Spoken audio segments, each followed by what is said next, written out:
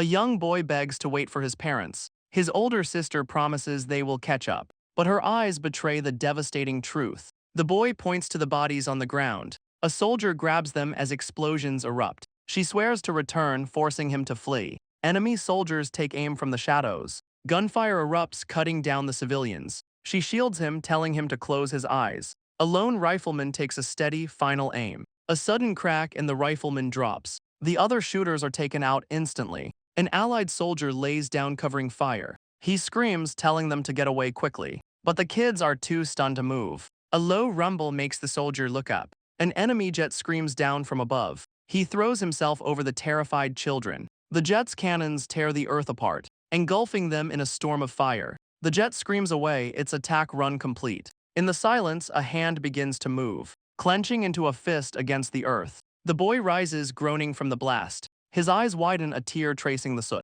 The soldier's helmet lies cracked and empty. He turns, calling out for his sister. She's on the ground, broken and bleeding. A raw, terrified scream rips from his throat. He rushes to her, begging her to get up. He screams for his sister, the enemy jet still overhead. His cries are lost in the chaos of war. She echoes her earlier lie, telling him to go on. He accuses her of lying, just like their parents. He begs her to run with him, but she can only tell him to go. The enemy jet banks for another deadly pass, and he screams into the sky for a savior. A shadow falls over him as a soldier appears. His red eyes are cold, noting the boy's cries make him a problem. The boy looks up, hoping for another hero. The soldier offers a cruel bargain, his life alone. Above, the enemy jet screams through the sky. He warns the boy what comes next must be a secret. Blue energy swirls as he says no one would believe it. His red eyes narrow with intense, cold focus. His eyes transform, glowing with an impossible power. The boy can only watch, stunned into silence. The impossible blue light reflects in his eyes. He thrusts his hand towards the sky, unleashing a torrent of energy at the enemy jet. The pilot is shredded by energy-laced raindrops. The jet erupts in a massive fireball. The boy watches, a single tear tracing his cheek. A gentle, sparkling light fills the sky. The soldier says it's time to say goodbye. He kneels beside his sister one last time. Her face is finally at peace, a faint smile. The soldier creates a rainbow for her journey. The boy asks if his savior is a god. Or perhaps he asks a dakibai. The soldier says that's not who he is at all. But he admits people do have a name for him. With a grin, he says they call him a Taoist. The boy can only repeat the strange title. He introduces himself as the Taoist, Jian Wuch. Blue energy swirls as he proudly declares his identity. The scene shifts to a man live streaming at his desk. His chat immediately roasts his worn-out tracksuit. He insists he can't throw it away, it was a gift. He claims it's from people he saved in a war, but his chat calls him delusional. A viewer spots a spider crawling on his shoulder. He touches it, unleashing a burst of blue energy. The light forms a water bubble around the spider. He corrects them, this is a Taoist spell. His chat is still convinced it's just CGI. Jian Wucha insists his spells are real, not magic. Suddenly, his stream cuts to static. He checks his webcam, confused by the outage. Defeated, he leans back with a heavy sigh. A faint meow suddenly catches his attention. He looks out his window, greeting 3 stray cats. He suddenly remembers he forgot to buy their food. Promising a treat, he heads outside to the store. He walks down the quiet, sunlit street alone. A black sedan suddenly honks, blocking his path. The driver, a man in a suit, tells him to get in. Jian Wuchai refuses, already knowing the man's purpose. He cheekily replies that his viewers love his Taoist spells. The man warns him of the danger of being exposed. Annoyed, Jian Wuchai's fist glows with blue energy. His glowing fist dissolves into a harmless splash. The man realizes he was tricked by a shadow clone. Meanwhile, Jian Wuch has already made it to the store. He buys food for the cats and a snack for himself. The cashier recognizes him as the streamer Jian Wuchai. He's flattered, happy to be recognized on the street. But the fan says his streams are missing something. His advice: add a pretty lady for more views. Jian Wuchai laughs, reminding him it's a Taoist stream. Just as he wonders where to find a pretty lady, one appears. His eyes flash red, completely captivated. A mysterious woman appears before him. She knows his name, pleading for his help. Jian Wuchai snaps out of it, asking who she is. She presents an old scroll, asking if he recognizes it. A jolt of recognition hits him instantly. His demeanor shifts, he confirms the scroll is his. With a sharp grin, he asks about Chairman Kang. She delivers the bad news: the chairman is dead. The news lands and his playful smirk vanishes. A memory flashes, the boy he saved in the war. The world fades back to the present moment. He walks beside the woman down the street. She reveals it's been years since the chairman died. Her grandfather forbade them from ever bothering him. He realizes she is the chairman's granddaughter, Kang Jinhee. Suddenly, a monstrous figure leaps over them. A beast-like man clings to a utility pole. They stare up, shocked by the sudden ambush. The creature snarls, tears streaming from its eyes. He dryly observes that the creature looks dangerous. The beast roars, leaping from the utility pole. It slams into the ground, shattering the concrete. Jian Wuchai's eyes flash red, his focus absolute. The monster lands in a low, predatory crouch. Its powerful muscles coil, ready to spring. He steps in front of Jinhee, telling her to stand back. The creature's foot digs into the asphalt, launching itself forward in a blur of motion. He drops the cat food, ready for a fight. The beast plummets down as Jian Wuchai taunts him. Its face contorts in a tearful, furious snarl. He smirks, ready to test the creature's might. He unleashes a spell, trapping it in a water bubble. With a clenched fist, he prepares to freeze it solid. The water instantly crystallizes into jagged ice, but a crack immediately appears on the surface. The beast's enraged face glares from within the ice. Jian Wuchai lets out a bored, dismissive yawn. The entire ice prison shatters from the inside. Jian Wuchai's eyes narrow, intrigued by the display. The beast shatters the ice with a furious roar. He calmly notes the creature is no ordinary being. He even taunts it to try a little harder. Suddenly, a brilliant idea strikes him for his stream. He tosses his phone to a startled Jinhee. He tells her to record the fight for his viewers. A nervous Jinhee agrees to try her best. He unzips his jacket, preparing for one perfect take. She fumbles with the phone, trying to get a good angle. Jian Wuchai freezes the monster in a block of ice. But the beast shatters the prison with pure strength. It roars as his viewers question if the monster is real. He admits hand-to-hand combat isn't his specialty, but he'll play along for the sake of the stream. He dodges and lands a devastating kick to its head. The monster staggers, its face crushed by the blow, but it recovers instantly, digging its foot into the ground. It lunges forward again as Jian Wuchai easily evades. The beast's attack misses as his chat argues about the location. He smashes a vicious uppercut into its jaw. The beast howls in pain, tears streaming down. His viewers argue about the fight's location. He sidesteps another clumsy, desperate swing. He lands another devastating kick to its head.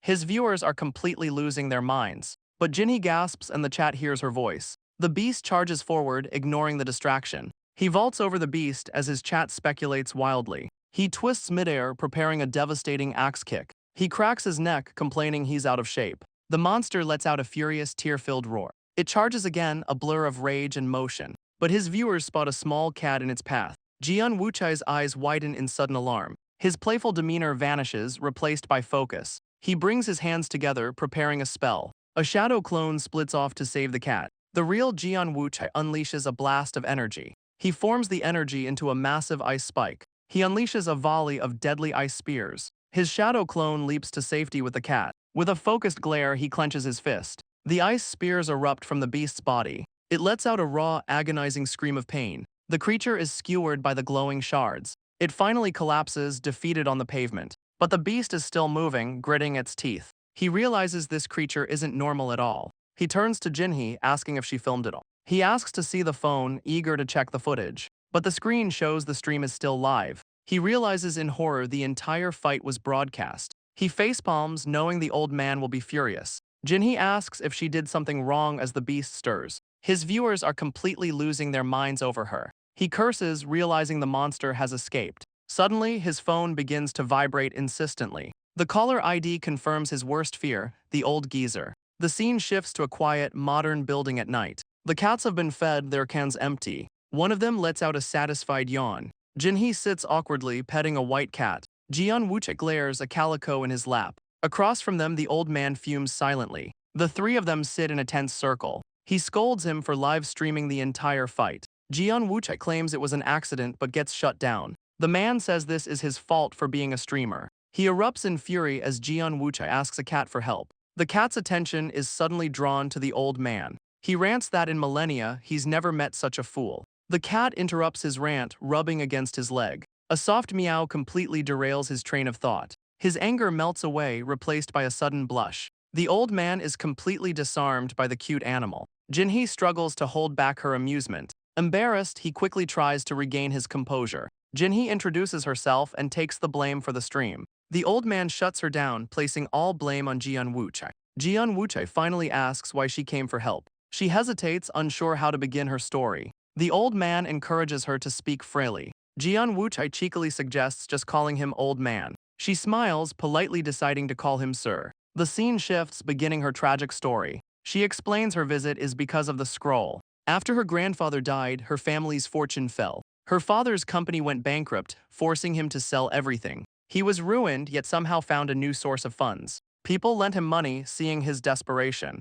Her mother offered false hope as they fell into debt. Desperate, her mother turned to a dangerous cult. Jian Wuchai grimaces, a cult is worse than any debt. The cult consumed her mother, who was rarely home. The scroll remained, protected by her grandfather's will. But soon, powerful people came looking for it. She begs him to take it before her family sells out. The old man takes the scroll, ending her story. He scoffs at the art, but Jian Wuchai defends it. Jian Wuchai snatches the scroll back, tired of the criticism. The old man explains the poor art is what makes it suspicious. His expression hardens, his eyes glowing red. He asks Jinhee to name everyone hunting for the scroll. She lists the cult, lenders, and even debt collectors. She hesitates, about to reveal one more pursuer. And finally, she mentions the monster from before. The old man says the monster only appeared with her. He insists they must learn what the scroll can do. With a confident grin, he unrolls the scroll to show them. Jian Wuchai offers to grab them all some coffee. He casually walks onto the surface of the scroll.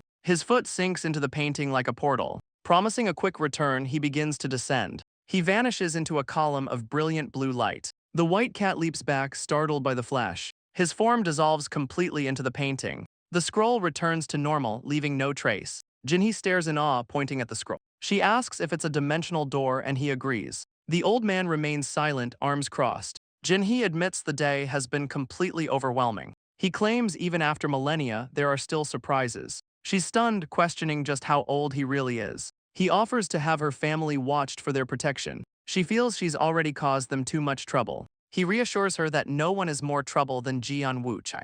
Jian Wuchai emerges from the scroll, accusing them of gossiping. The old man dryly confirms his suspicions were correct. As he hands over the coffee, he casually admits he made the scroll. The old man asks how he could have made the scroll. Jian Wuchai admits he doesn't know how it works. The old man can't believe what he's hearing. He clarifies he made it, but its power is a mystery. The old man asks if he has any idea who wants it. But Jian Wuchai is completely stumped. Frustrated, the old man insists they need a lead. Suddenly, Jian Wuchai gets a brilliant idea. He suggests they hunt the monster on a live stream. His stream announces a manhunt for the runaway beast. The old man scoffs at Jian Wuchai's ridiculous manhunt stream. Jian Wuchai insists the creature is real, not CGI. A man watches the stream, mocking his outburst. He complains that he can't just kill the Taoist. A woman asks why, and he blames the shadow clones. They've already covered up the scene of the fight. She confirms all witnesses have been silenced. The secretary Yu Jinna accepts her orders.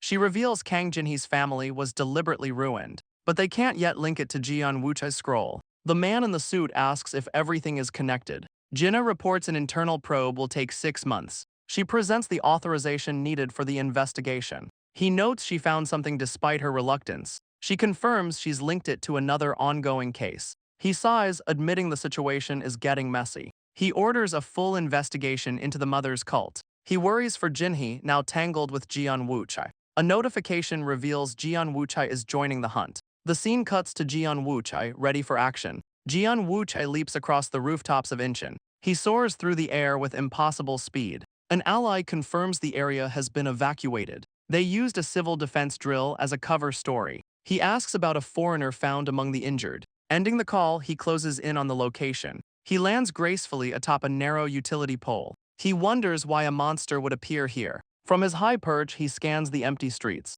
The entire neighborhood is a silent, deserted trap. He spots his targets just ahead. But there are 2 monsters, not one. He leaps down to investigate them, landing silently on the empty street. He smirks, ready to see their plan. He walks right up to the creatures. But something feels incredibly wrong. The monsters don't even notice him. A sudden chilling thought strikes him. His eyes widen as he sees the truth. The monsters are trapped inside a shimmering barrier. He realizes a powerful field is hiding him. It's a high-level spell, almost undetectable. He turns, demanding to know who's responsible. A man in a white suit stands behind him. The man confirms he trapped the creatures. He offers a casual, almost mocking greeting. Jian Wuchai's eyes narrow with suspicion. The man claims he's just trying to be polite. Jian Wuchai notes this isn't the time for pleasantries. The man in white reveals he knows his name. He claims he's a fan from his streams. He admits he wanted to see a live performance. The man says they both need the creatures gone.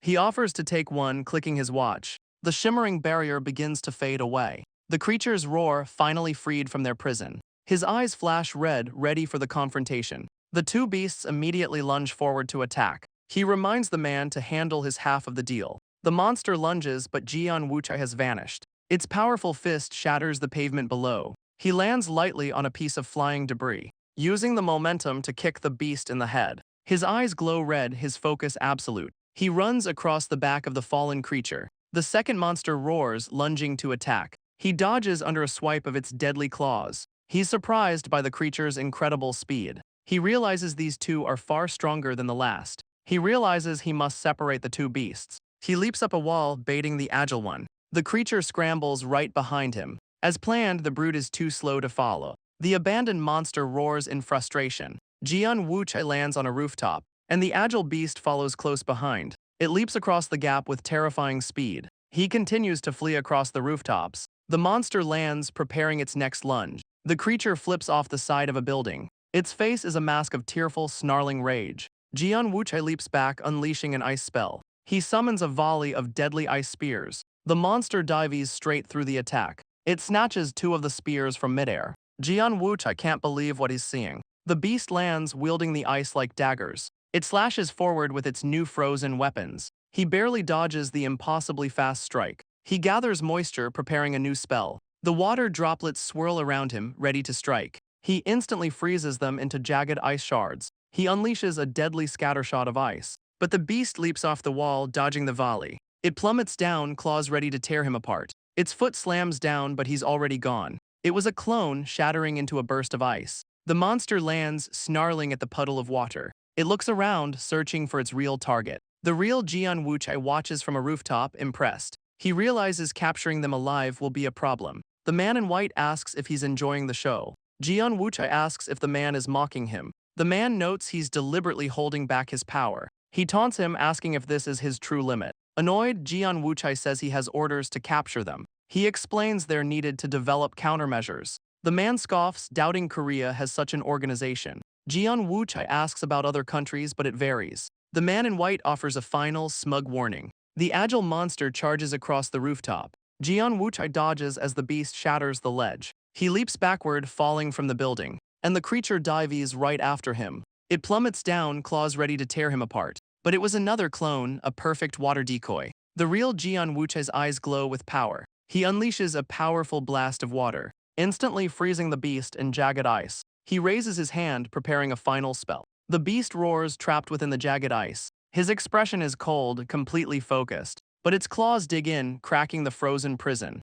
He pins the creature, preparing another attack. He summons a storm of deadly ice from the sky. His eyes glow, ready to end the fight. With a clenched fist, he unleashes the attack. The ice spears rain down, a deadly frozen storm. They slam into the ground, skewering the beast. A forest of ice spears erupts from the ground. The deadly ice field settles in the aftermath. Jian Wuchai stands over his defeated foe. He offers a cold, final farewell to the beast. The monster dissolves into a foul, dark puddle. He gags, recoiling from the overwhelming stench. The man in white appears, completely unfazed by the smell. He claims he's dealt with this in another region. Jian Wuchai questions what another region even means. The man thanks him for the show, questioning his illusions. The man claims they have similar abilities. He steps into the puddle, asking how he'll clean it up. He proudly declares this is his true self. He offers a business card to a confused Jian Wuchai. The card identifies him as Merlin, a magician. Jian Wuchai scoffs at the title of magician. Merlin smirks, claiming he's a master of his craft. Jian Wuchai is already sick of this man's attitude. Merlin asks if he'll deal with the other monster. Below, the second monster lets out a furious roar. Merlin casually admits he forgot about the other monster. He agrees to handle it, purple energy swirling at his fingertips. The remaining beast lets out a furious, tearful roar. With a simple snap of his fingers, a dark, unseen force slams into the creature, and its head explodes in a shower of gore. Jian Wuchai watches, stunned by the instant kill. Merlin reveals a chilling truth: the beasts are failed products. Jian Wuchai asks if there are successful ones out there. Merlin recalls a village in Ireland that simply vanished. Jian Wuchai asks where this supposed village is. He questions how Merlin survived if everyone vanished. Merlin taps his watch, explaining his escape. He can easily conceal himself from any threat. Jian Wuchai asks why he didn't warn the authorities. He accuses Merlin of simply letting people die. But Merlin claims he's not strong enough to intervene. He learned this from researchers who escaped the project. Jian Wuchai demands to know who is responsible. Merlin says he handled it, then found Jian Wuchai. Merlin says he found him through his videos. He never expected to find another magician here. Jian Wuchai hates being compared to this guy. Merlin suspects another researcher is behind this. Jian Wuchai questions his lack of information. He's annoyed by Merlin's vague, useless answers. But mass-produced monsters would be a disaster. Merlin says it's his turn to ask a question. Jian Wuchai scoffs, he's learned nothing useful. He asks how Jian Wuchai's teleportation works. The question catches him completely off guard. Merlin asks about the scroll's teleportation ability. Jian Wuchai summons a portal with a flick. He casually points to the dimensional door. The magician watches with a knowing smirk. Merlin suspects it's more than simple teleportation. He demands to know how the spell works. But Jian Wuchai cheekily refuses to answer. He reminds Merlin they are not allies. The scene flashes back to his stream an hour ago. His chat quickly catches up on the monster situation. They're failed experiments from a foreign research lab. Back in his room, Jian Wuchai opens a drink. He takes a long, thoughtful sip from the can. He confirms his chat's summary is mostly correct. He asks his viewers for leads on local labs. His main concern is that Jinhee is now a target. Annoyed, he defends himself against his chat's teasing. He warns them the threat could reach their homes. Frustrated, he facepalms at their complete disbelief. His chat teases him, asking for videos of his informant. He insists there are no videos of the encounter. He slams his desk, frustrated by their disbelief. His eyes glow as he pulls soda from the can. The liquid forms a strange, monstrous shape. He forms a soda monster, calling it a zombie. He then creates a water figure of his informant. The water coalesces into a human form. The water sculpture reveals the magician, Merlin. He's shocked his viewers recognize the famous magician. His chat explodes with talk of Merlin and Exceed. Jian Wuchai has no idea what Exceed is. He's completely lost, unable to find anything online. His viewers explain it's an invite-only streaming platform. The prizes are legendary, granting any winner's wish. He slowly begins to put the pieces together. He realizes Merlin must be a foreigner, but his chat warns him to stop the topic. He agrees, dissolving the water and soda figures. Now he's left wondering what to do next. A charming smile flashes across his face. He asks if his viewers want a meetup, but the chat suggests a tour around Korea. A mischievous idea suddenly strikes him. He pulls out the scroll, promising a special show. The ancient painting unrolls across the floor. He offers to teleport one viewer anywhere they wish. His chat trolls him with impossible destinations, but he accepts the challenge completely confident. He stands before the scroll, ready to prove it. He dares other streamers to even try this stunt. His bare foot steps onto the ancient scroll. He plunges into a swirling, digital vortex. A viewer stares, completely stunned by the live feed. Inside the portal, he confirms the signal is still live. He tells his chosen viewer to just hang on. Their destination, he announces, is Namsan Tower. But his eyes widen in sudden, horrified realization. The portal opens hundreds of feet in the air. He plummets from the sky, screaming in terror. He tumbles through the air, completely out of control. His chat asks if this is the end for him. He screams, realizing this could actually be his death. He struggles desperately to open another portal. He screams for a gate to open and save him. Suddenly, his phone glitches into a dark portal. He's pulled into a strange, digital dimension. The scene flashes back to his talk with Merlin. Jian Wuchai calmly claims he made the scroll himself. He admits he only succeeded once, 500 years ago. Merlin offers to buy the powerful artifact from him. Jian Wuchai flatly refuses, so Merlin asks for a new one. He cheekily admits many people are hunting for the scroll. He offers a trade, information for the scroll's secret. But Merlin claims he has no intel to share. Jian Wuchai feigns indifference, asking for any lids.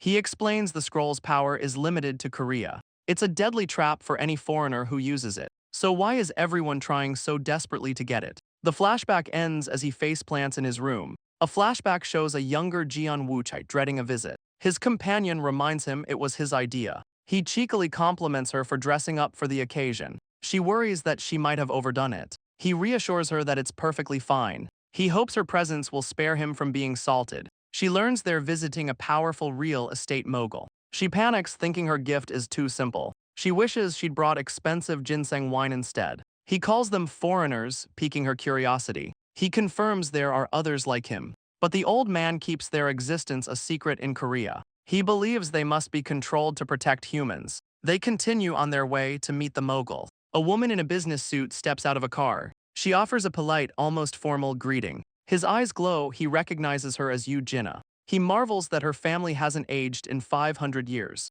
She introduces herself to his companion, Kang Jinhee. Jinna admits she's heard stories about him. They arrive at the sprawling Dangun residence. A muscular woman pelts him with purifying salt. She calls it a tradition to cleanse the impure. Jinhee nervously asks if she's next in line. The woman says she's guilty by association, but she pauses, studying Jinhee's face. Her serious expression breaks into a hearty laugh. She explains he's been fighting impure creatures. Jinhee realizes she's meeting the kitchen god. The god confirms her identity as Jinhee remembers. The kitchen god admits she dislikes the traditional offerings. She clarifies she's not a real god, just long-lived. Her title is just a nickname earned through her powers. She compliments Jinhee, unlike the troublemaker Jian Wuchai. But Jinhee is stunned, hearing the mogul's name for the first time. Jian Wuchai reveals he was supposed to keep it a secret. A man appears, denying any plans to get married. He questions why Jian Wuchai hid his identity from Jinhee. Jian Wuchai admits he just enjoys teasing the mogul,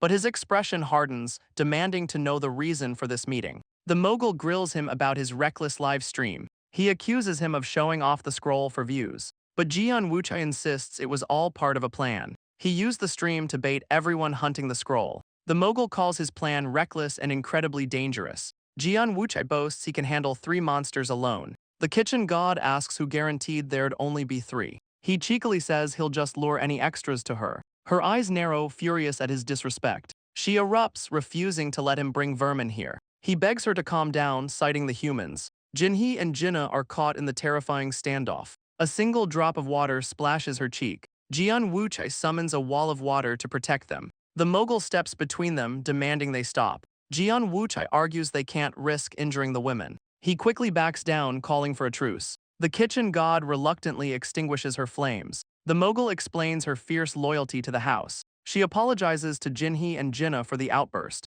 The mogul asks if he'll keep using the scroll on stream. The kitchen god scoffs, finding it ridiculous. He boasts about his popularity, but with a catch. The mogul orders him to stop making moves alone. He tells Jinhee to call Jinna for an escort. She's to be guarded anytime she leaves the house. Jian Wuchai demands to know why she needs this. Jinna reveals the old man's contacts have vanished. He scoffs, but she confirms 20 people are missing. The number leaves Jian Wuchai completely stunned. 20 foreigners like him have vanished without a trace. He demands to know why this puts Jinhee in danger. Jinna names the group responsible, the Heavenly Emperor Order. They believe her mother's dangerous cult is directly involved. She presents a file, urging them to look. The group stares in shock at the documents. For a year, they've tracked the cult with no success. But half vanished recently, their locations matching the cult's. He admits they're facing an unknown threat and need help. The mogul turns to Jinhee, asking about her mother. Jinhee admits her mother still comes home sometimes. Her mother raged, demanding they pray even harder. The kitchen god scoffs. Jinhee is now the main target. The mogul demands to know if he's taking this seriously. Now everyone will use her to get to him. Jinhee's parents will also be placed under protection. She asks if the missing people had powers like his. Jinna confirms they were all beyond common sense. He cheekily claims he's not like the other foreigners. Most foreigners wander, as their agelessness draws suspicion. She confirms this many disappearances are completely unprecedented. He finally understands the mogul's recent, frequent calls. He argues they should have just been honest from the start. The mogul scoffs, knowing he's too reckless to just listen. He boasts he's too powerful to simply disappear like that. The mogul asks if he thinks the others were just weak. He demands to know the names of the missing people. The mogul reveals a famous general, Yiwu, is missing. He's stunned, calling the legendary general his drinking buddy. The mogul mocks him for not knowing his friend was gone. The mogul confirms Yiwu led his special forces. He warns that whoever took Yiwu is incredibly strong. Jinhee pulls up the general's historical profile. She can't believe a historical figure is still alive. But Jinna points out Jian Wuchai is the same. The mogul admits they're in a state of emergency. Jian Wuchai cheekily says he's the only one who listens. The kitchen god mocks him for his arrogance. She erupts in flames, challenging him to a fight. The mogul sighs, ordering Jian Wuchai to follow him. Jian Wuchai is shocked to be singled out. The mogul gestures for him to follow. He leads Jian Wuchai away for a private talk. Jian Wuchai asks why he's being pulled aside. The mogul questions the truth of his recent stream. He asks if the foreign magician was a real informant. The question catches Jian Wuchai off guard. He knows it happened during the monster incident. Jian Wuchai insists he reported what he was told. The mogul presses him about the vanishing village. Jian Wuchai confirms Merlin's story was the truth. The mogul erupts, furious he streamed it all live. He whines, claiming he only used it as bait. The mogul's rage boils over, ready to strike. Jian Wuchai begs him to calm down. He sighs, blaming Jian Wuchai for his stress. But Jian Wuchai cheekily says he won't die. He then reveals Merlin is a foreigner like them. The mogul already suspected, questioning his delay. He blames the salt throwing for his forgetfulness. The mogul demands to know Merlin's exact abilities. Jian Wuchai repeats that he's a magician and illusionist. He can completely seal off sound and presence in an area. Unimpressed, the mogul presses for more details. He explains Merlin's invisible, long-range attacks, activated by his watch. The mogul realizes if he's the real Merlin, he's ancient. He theorizes the watch is a modern focusing tool. He asks Jian Wuchai if this magician is famous. The mogul explains he's from the King Arthur legends. Jian Wuchai scoffs, but the mogul warns him Merlin is a master of deception. Jian Wuchai flicks his fingers, summoning the card. He presents Merlin's business card as physical proof. The mogul asks if his magic is like Taoist spells. He admits Merlin has a very troublesome ability. The mogul questions the UK number on the card. Jian Wuchai admits he never even tried to call. He explains Merlin promised to contact him instead. The mogul's patience is clearly wearing thin. He asks why Jian Wuchai erased all the evidence. His cleanup crew found no trace of the monsters. Jian Wuchai scoffs at the idea of cleaning up. The mogul demands to know who erased the evidence. He realizes Merlin must have handled the cleanup. Jian Wuchai confirms it was the mysterious magician. The mogul asks if he saw Merlin leave the scene. He admits he was just desperate to get away. He taunts him, asking how no one even knew. He admits Merlin's appearance was a complete surprise. He asks about the injured man. He's recovering safely. The man was caught between the two rampaging beasts. Jian Wuchai recalls the monsters could communicate. The mogul presses him, asking if he knows something. Jian Wuchai denies it, claiming he was just curious. The mogul declares a new rule: agents now work in pairs. Jian Wuchai doubts they'll get any help. The mogul offers him a job, join the center and help them. The sudden offer catches Jian Wuchai completely off guard. He refuses, claiming the stress would kill him first. The mogul explains it's a temporary measure to act on leads. Jian Wuchai offers a solution, creating a perfect water clone. The clone suggests they get kidnapped to find answers. The mogul erupts, furious they ignored his orders. Back in his room, Jian Wuchai checks his computer. He finds an email from an emergency room worker. His eyes glow, he has a very bad feeling. The email details two strange incidents from the past week. Both victims had wounds like they were mauled by beasts. They both testified that they saw a monster. The email includes a photo of a hulking creature. The viewer sends the chilling evidence to him. Jinna gets a call asking if things are crazy. She plays dumb, feigning total ignorance. But Jian Wuchai calls out her organization's failure. She thanks him, claiming they have it under control. He offers his help, refusing to let people get hurt. He'll handle the monsters, but it must be a secret. He explains the mogul would shut down his stream. She questions his plan, but he's already on his way. A portal rips open right beside her desk. Jian Wuchai steps through into her office. Jian Wuchai cheekily asks if she's fascinated. Jinna is furious that he just barged in. He reveals he knows this is the secretary's room. He compliments her as the smartest one yet. His flattery only seems to irritate her further. She remarks that she's never seen a leader so young. She can't ignore his streams, but he claims they're harmless. Her hand rests on a stack of documents. She reveals she knows about the monster email. He admits he planned to ask the sender for help. She says they'll handle the informant on their own. He asks why she's choosing the hard way. She's unconvinced, questioning his need to stream. He cheekily admits it's all for the views. He shows her the low views on his monster videos. He reminds her that Merlin was one of his viewers. She realizes the stream could warn other foreigners. She asks if he's crazy enough to stream it live. He smirks, claiming he's not that stupid. The next mission is set, a mall in Daegu. He coordinates with the informant over the phone. They arrive at the mall, which looks nearly finished. They walk through the deserted, high-end shops. He admits his orders are to keep the fight quiet. His first priority is finding her a safe place. He smirks, needing only 2 minutes of good footage. She playfully asks if he'll fight for 2 hours. She worries the low light will make filming difficult, but he insists the organization will love it anyway. He knows his subscribers will hate the poor quality. Jinna spots their target, a strange fish-like creature. Without hesitation, Jian Wuchai leaps into action. He lands perfectly, ready for the confrontation. The informant groans, knowing his chat will mock the monster. The creature sees a reflection, remembering its partner. Jian Wuchai realizes they might actually be intelligent. It lets out a furious, grief-stricken roar. A wave of raw power explodes from its body. The psychic scream shatters the glass around it. The informant clutches his head, reeling from the blast. The creature writhes, overwhelmed by its own power. It thrashes wildly as the informant watches in shock. He ducks for cover as the monster's rage intensifies. Jian Wuchai decides he can't wait any longer. He summons swirling water, naming his new attack. He's embarrassed but knows his viewers love this stuff. A flashback shows his chat schooling him on skill names. He admits naming the spell makes it easier to control. He unleashes the rotating water pierce with a gesture. The water spears slam into the weeping creature. He's stunned, the attack didn't even pierce its hide.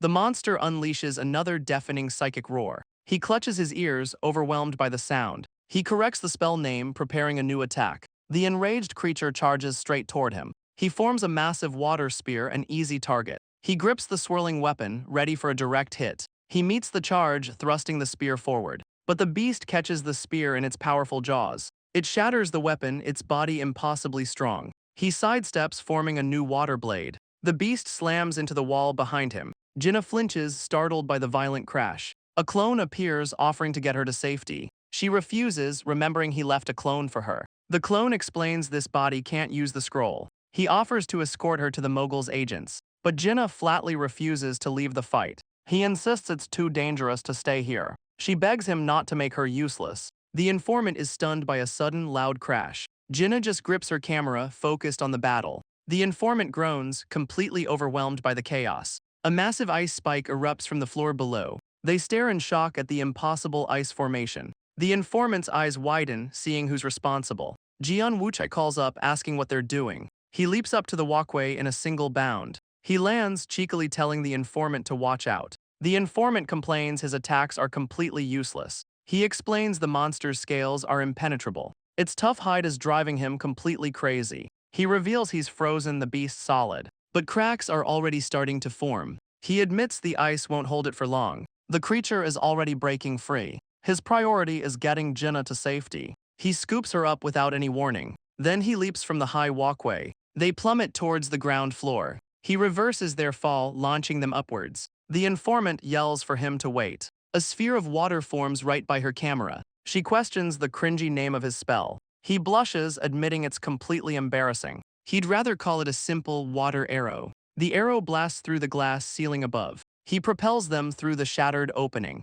They land safely on the rooftop of the mall. A massive ice crystal erupts, sealing the hole behind them. Below, the monster stares up at the sealed ceiling. He asks if she filmed their entire chaotic escape. He questions her fearlessness for not holding on. Jinna just laughs, relieved the building didn't collapse. He tells her to stop filming and wait for backup. But the monster smashes through the rooftop floor. Jinna screams for him to watch his back. He tells her to worry about herself instead. A massive water sphere crashes down behind him. The entire rooftop is engulfed in a tidal wave. The entire rooftop flash freezes into a block of ice. But the monster shatters the trap with raw strength. Jian Wuchai is shocked his spell was broken so easily. He can't retreat while Jinna is still in danger. He leaps from the roof, diving straight for the beast. He smashes his heel into the creature's head. The monster is sent flying into the street below. But it gets up, its body impossibly durable. He remembers Merlin defeated one in a single hit. If one hit won't work, he'll just keep attacking. He smirks, vowing not to let it escape. The creature crouches, gathering its strength. His eyes widen as he sees the monster's new target. He realizes the creature is suddenly growing larger. Its body swells, muscles bulging with raw power. The beast sprints down the street with terrifying speed. He races to intercept it, but it ignores him. It charges straight for Jinna on the rooftop. His eyes glow as he unleashes a restraining spell. He commands the beast to freeze in its tracks. He unleashes a final, desperate command. Jinna screams for the monster to just explode. The creature bursts in a shower of gore. She's covered in viscera, whispering his name. He rushes to her side as she collapses. He catches her just before she hits the ground. She looks up at him, completely dazed. But a hooded figure floats down from above. The informant claims he's an ally. He notices something strange about Jinna's weight. The informant reveals his power, complete gravity control. Later that night, the scene shifts to a hospital. Jinnah is unconscious, but doctors find no internal injuries. An agent questions why he brought a civilian along. He defends Jinnah as his partner and channel producer. She scolds him for endangering a normal human. She then asks if he met the backup, Kang Haji. Jian Wuchai asks why she sent the floating kid. She explains Haji was just a fan who got involved. He's baffled that another foreigner would be his fan. The agent confronts Haji in his apartment. He worries about Jian Wuchai's channel getting banned. She insists he leave with her, but he refuses. He asks her to deliver important materials to Jian Wuchai. She demands Jian Wuchai's number, but Haji won't give it. The agent questions his defiance, but he stands firm. She reminds him of the dangers he's seen on stream. The elder has summoned him for his own safety,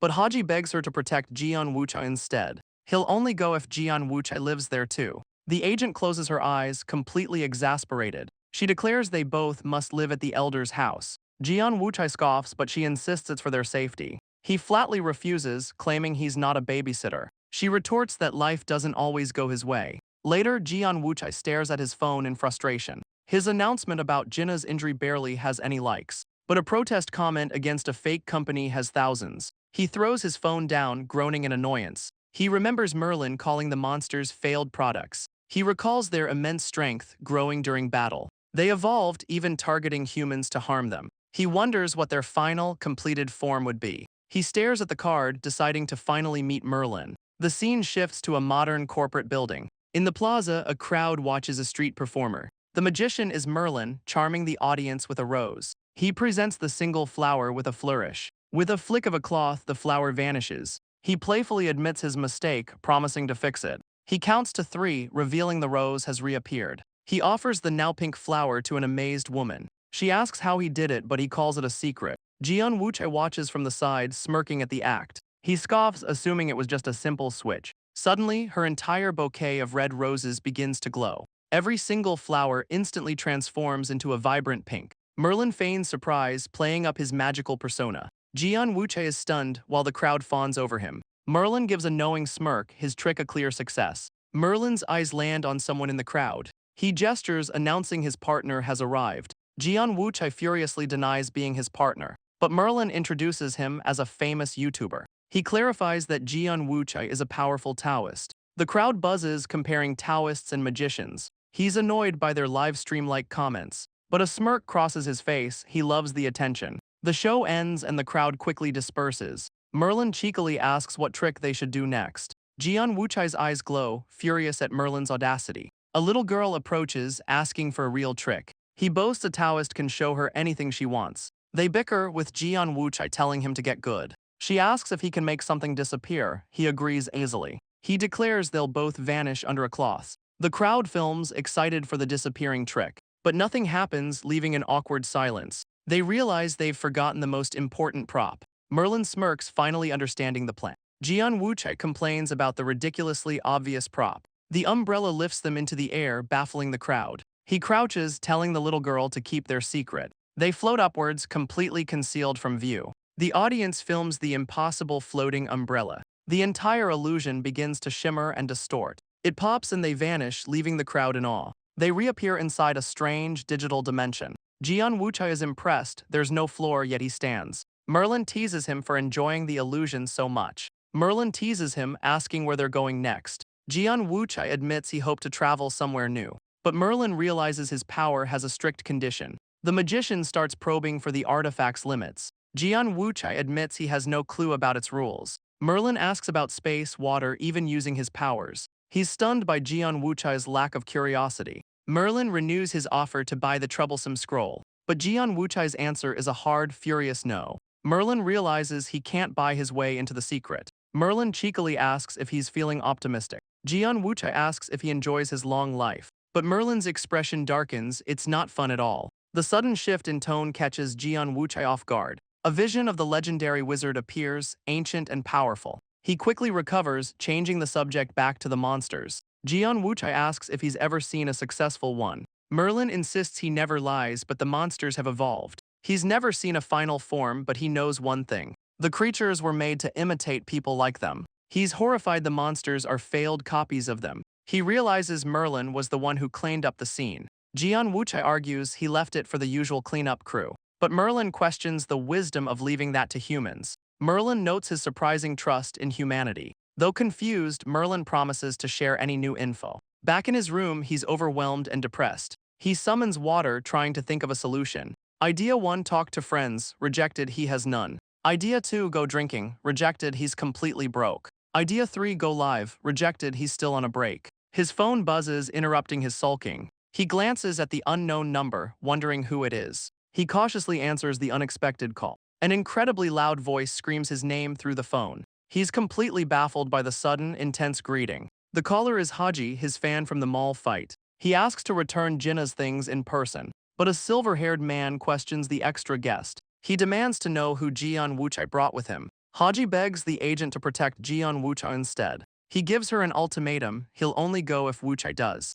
The agent sighs, completely out of patience. She declares they'll both live at the elder's house. Jian Wuchai refuses, but she insists it's for his safety. He explains to the man that Haji is his fan. The man asks what role the kid will play. Jian Wuchai hands him a bag, making him the film crew. He orders Haji to film but keep the man out of frame. The silver-haired man asks about his floating ability. Haji stammers, trying to explain his ability. The man asks if his power works on people too. A flashback shows Jian Wuchai refusing to babysit. The agent retorts that life is often unfair. He groans, completely fed up with the situation. His injury post gets ignored for a fake protest. The silver-haired man smiles, getting an idea. He takes a single, deliberate step forward. Suddenly, all three of them are floating. The man demonstrates his own gravity-defying power. The silver-haired man praises Haji's gravity ability. He then drops them both from the sky. Jian Wuchai groans, collapsing back in his room. He can't stop thinking about Merlin's words. The monsters were failed products but impossibly strong.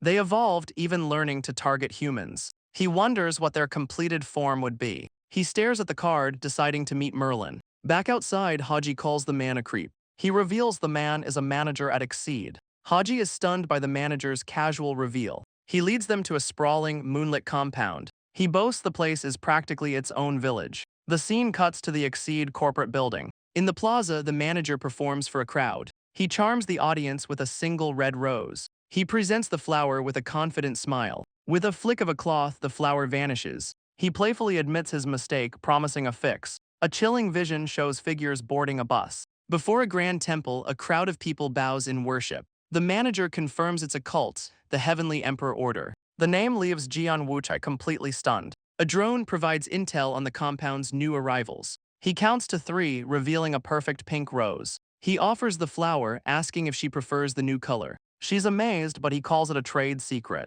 From the sidelines, Jian Wuchai scoffs at the performance. He assumes it's just a simple sleight of hand. But then her entire bouquet begins to glow. Every single flower in her bouquet turns a vibrant pink. Meanwhile, an Exceed agent monitors the cult's compound. She reports the base is huge, but security seems weak. Her team leader knows they can't scout without support. He considers calling Jian Wuchai in for backup. The agent confirms the name, ready to make the call. The manager explains the cult leader is the Heavenly Emperor. The woman from the show fawns over his magical talent. Jian Wuchai cringes as the crowd calls him cute, but the manager just gives a knowing, confident smirk. The manager's eyes lock onto a familiar face in the crowd. He gestures, announcing his partner has just arrived. Jian Wuchai furiously denies ever working for him. The manager introduces him as a famous YouTuber anyway. Later, he points to a dark, unlit area in the distance. It's the sprawling compound of the Heavenly Emperor Order. He asks Jian Wuchai to use his artifact but gets a hard no.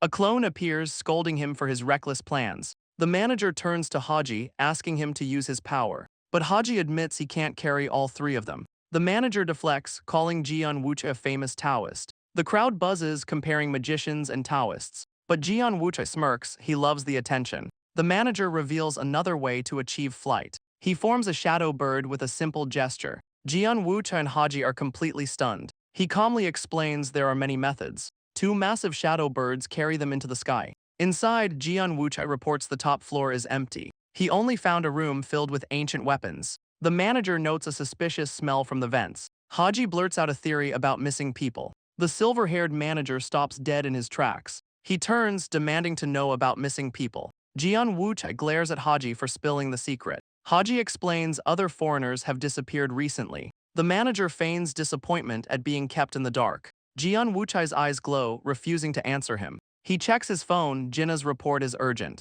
The cult is massive, but her team is unreachable. They find their path blocked by a locked door. The manager suggests they use the vents instead. He complains about the lack of monsters so far. He tells the others to stand back, warning of danger. A dark circle of energy forms right at his feet. Jian Wuchai and Haji stare in disbelief. The manager admits he prefers a more direct route. He sinks through the floor, telling them to follow. Jian Wuchai is left completely stunned by the move. He furiously texts that he's not following that guy. Jian Wuchai drops through the floor, hit by a foul stench. Haji gags, barely able to handle the overwhelming smell. They've landed in a hallway piled high with dead bodies. The manager calmly compares the horrific scene to a graveyard. He explains these are the failed products that died early. They're buried here, hidden away from the outside world. He notes the facility was designed for this grim purpose. Jian Wuchai spots a raw material lab on the floor plan. The manager reveals the monsters are made to imitate them. The horrifying truth dawns: the raw material is people.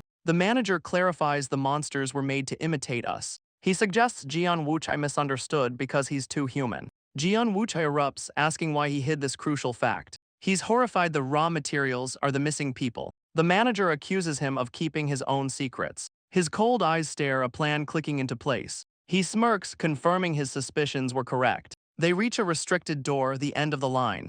Jian Wuchai asks if the victims are trapped inside. He grabs Haji, stopping him from rushing forward. Jian Wuchai opens a portal, tossing Haji through. The manager watches, his expression unreadable. He sends a shadow creature phasing through the door. A confident smirk crosses his face. Back in his room, he orders Haji to stay put. But Haji grabs him, begging to come along. He knows they might find fresh bodies this time. He drops to his knees, refusing to let go. Jian Wuchai slaps his hand away from the portal. He sighs, completely fed up with the kid's pleas. A portal rips open inside the hidden laboratory. Jian Wuchai steps through, ready for a fight. His foot lands on the hand of a fallen scientist. He stumbles back, realizing what he just stepped on. The manager explains the man took poison before he could talk. Jian Wuchai's eyes widen, his anger boiling. He stalks further into the horrifying medical room. He demands to know why someone is here. A muscular man is strapped to an operating table. The captive recognizes him, calling him by another name. The manager notes Jian Wuchai knows the captive.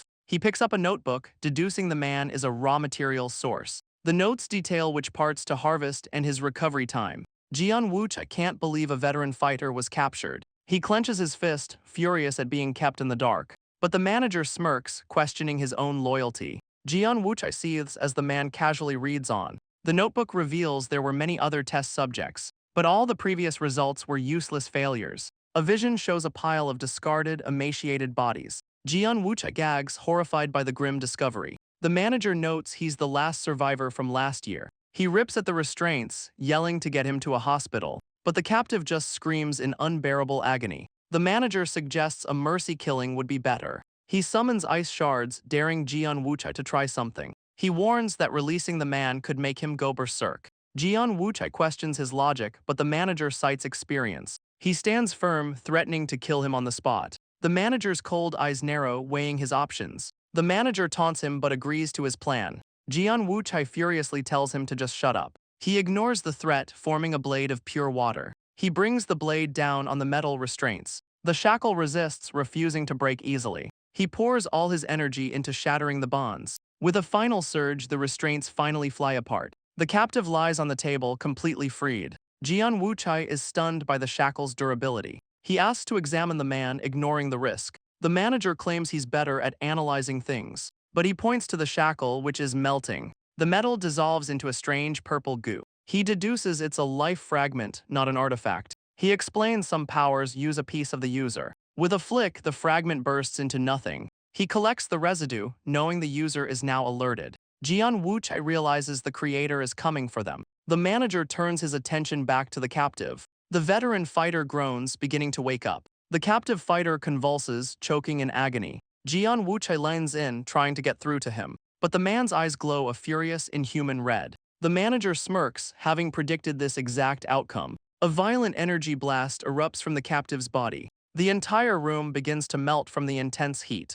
Jian Wuchai is safe inside a protective water barrier. He watches as the lab is completely destroyed. He assumes the manager was caught in the blast. Suddenly, a water shuriken cuts through the flames. He phases through his door, yelling at the agent inside. but he finds his messy apartment is now sparkling clean. He asks if she's responsible, but she calmly denies it. She reveals his fan Haji has been cleaning his home. The agent cuts to the chase, requesting backup for a team. He flashes back to the captive's agonizing screams. She explains a team of normal humans is still in the field. Suddenly, Haji pops out of the bathroom, surprised to see him. Jian Wuchai grabs his scroll and rushes out the door. The scene cuts to a massive fire with people screaming for help. The captive fighter emerges, enraged at the lab's destruction. His eyes bleed, consumed by an uncontrollable rage. He remembers the face of the scientist who tortured him. He screams, his body racked with unbearable pain. His power overloads, erupting in a final fiery blast. Flashing back, Jian Wuchai and Haji exit the portal.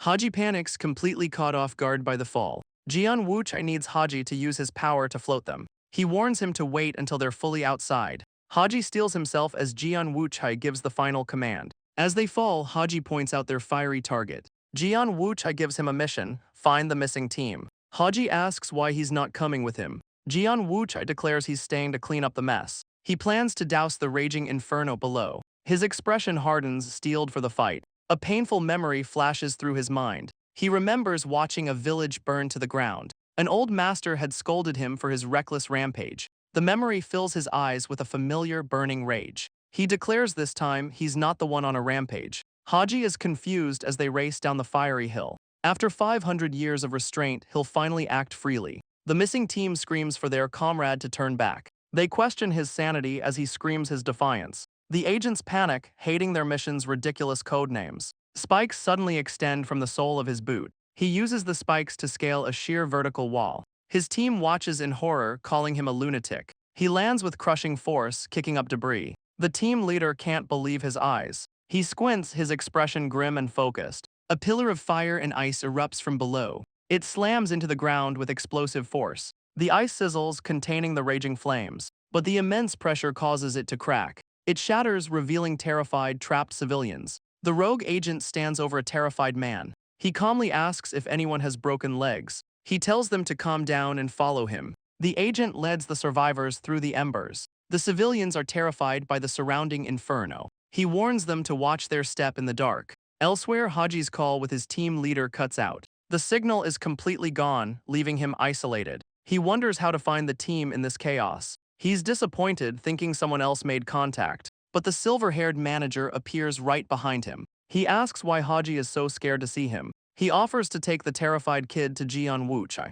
Haji explains Jian Wuchai ordered him to stay away. The manager says he'd just be a liability in the fight. The truth sinks in, leaving Haji dejected. The manager smirks, teasing him about his hurt pride. He downplays his power, calling it simple levitation. But the manager insists gravity is a powerful weapon. He asks if Haji has received any training at all. Elsewhere, the rogue agent guides civilians through the fire. He leads the panicked group through the burning chaos. He points them towards a path to safety. The manager questions Jian Wuchai's loyalty to humans. An unseen voice asks if he brainwashed the Taoist. He offers a sarcastic apology for the accusation. The voice asks who invaded their private communication. The manager reveals it was the fanboy Haji. The voice is stunned by the impossible security breach. He notes the kid is unaware of his own power. He watches the distant battle, noting Wuchai's struggle. He's fascinated that Wuchai's reckless plan is working. He notes Wuchai is far stronger than he expected. The manager's contact profiles the captive Guak Yiwu,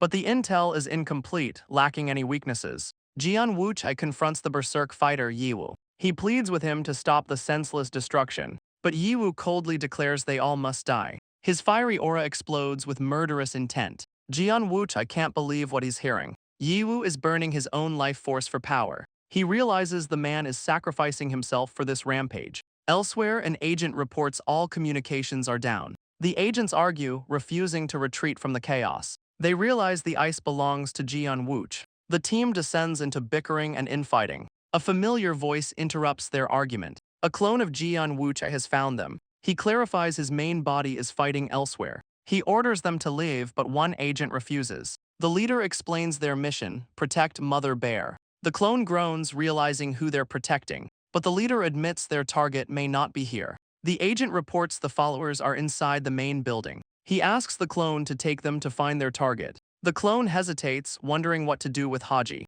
The agent asks if his clones can even communicate. He explains they can't share detailed information. Suddenly, the rogue agent sprints past them. He brings his foot down with incredible force. A massive explosion rips down the path ahead. A small monster survived the blast. The clone realizes there's an underground factory. Jian Wuchai unleashes his power, pleading with Yiwu. The berserk fighter chokes, lost in his rage. He grabs his old friend, trying to break the spell. A memory flashes, the red-robed general on horseback. They were once comrades, bickering before battle. Jian Wuchai screams his friend's name, trying to reach him. A flicker of recognition crosses Yiwu's face. Jian Wuchai asks if he remembers who he is. Yiwu asks if he was captured too, but Wuchai is here to save him. A flashback shows the manager reading the grim research notes. Jian Wuchai listens, his expression grim.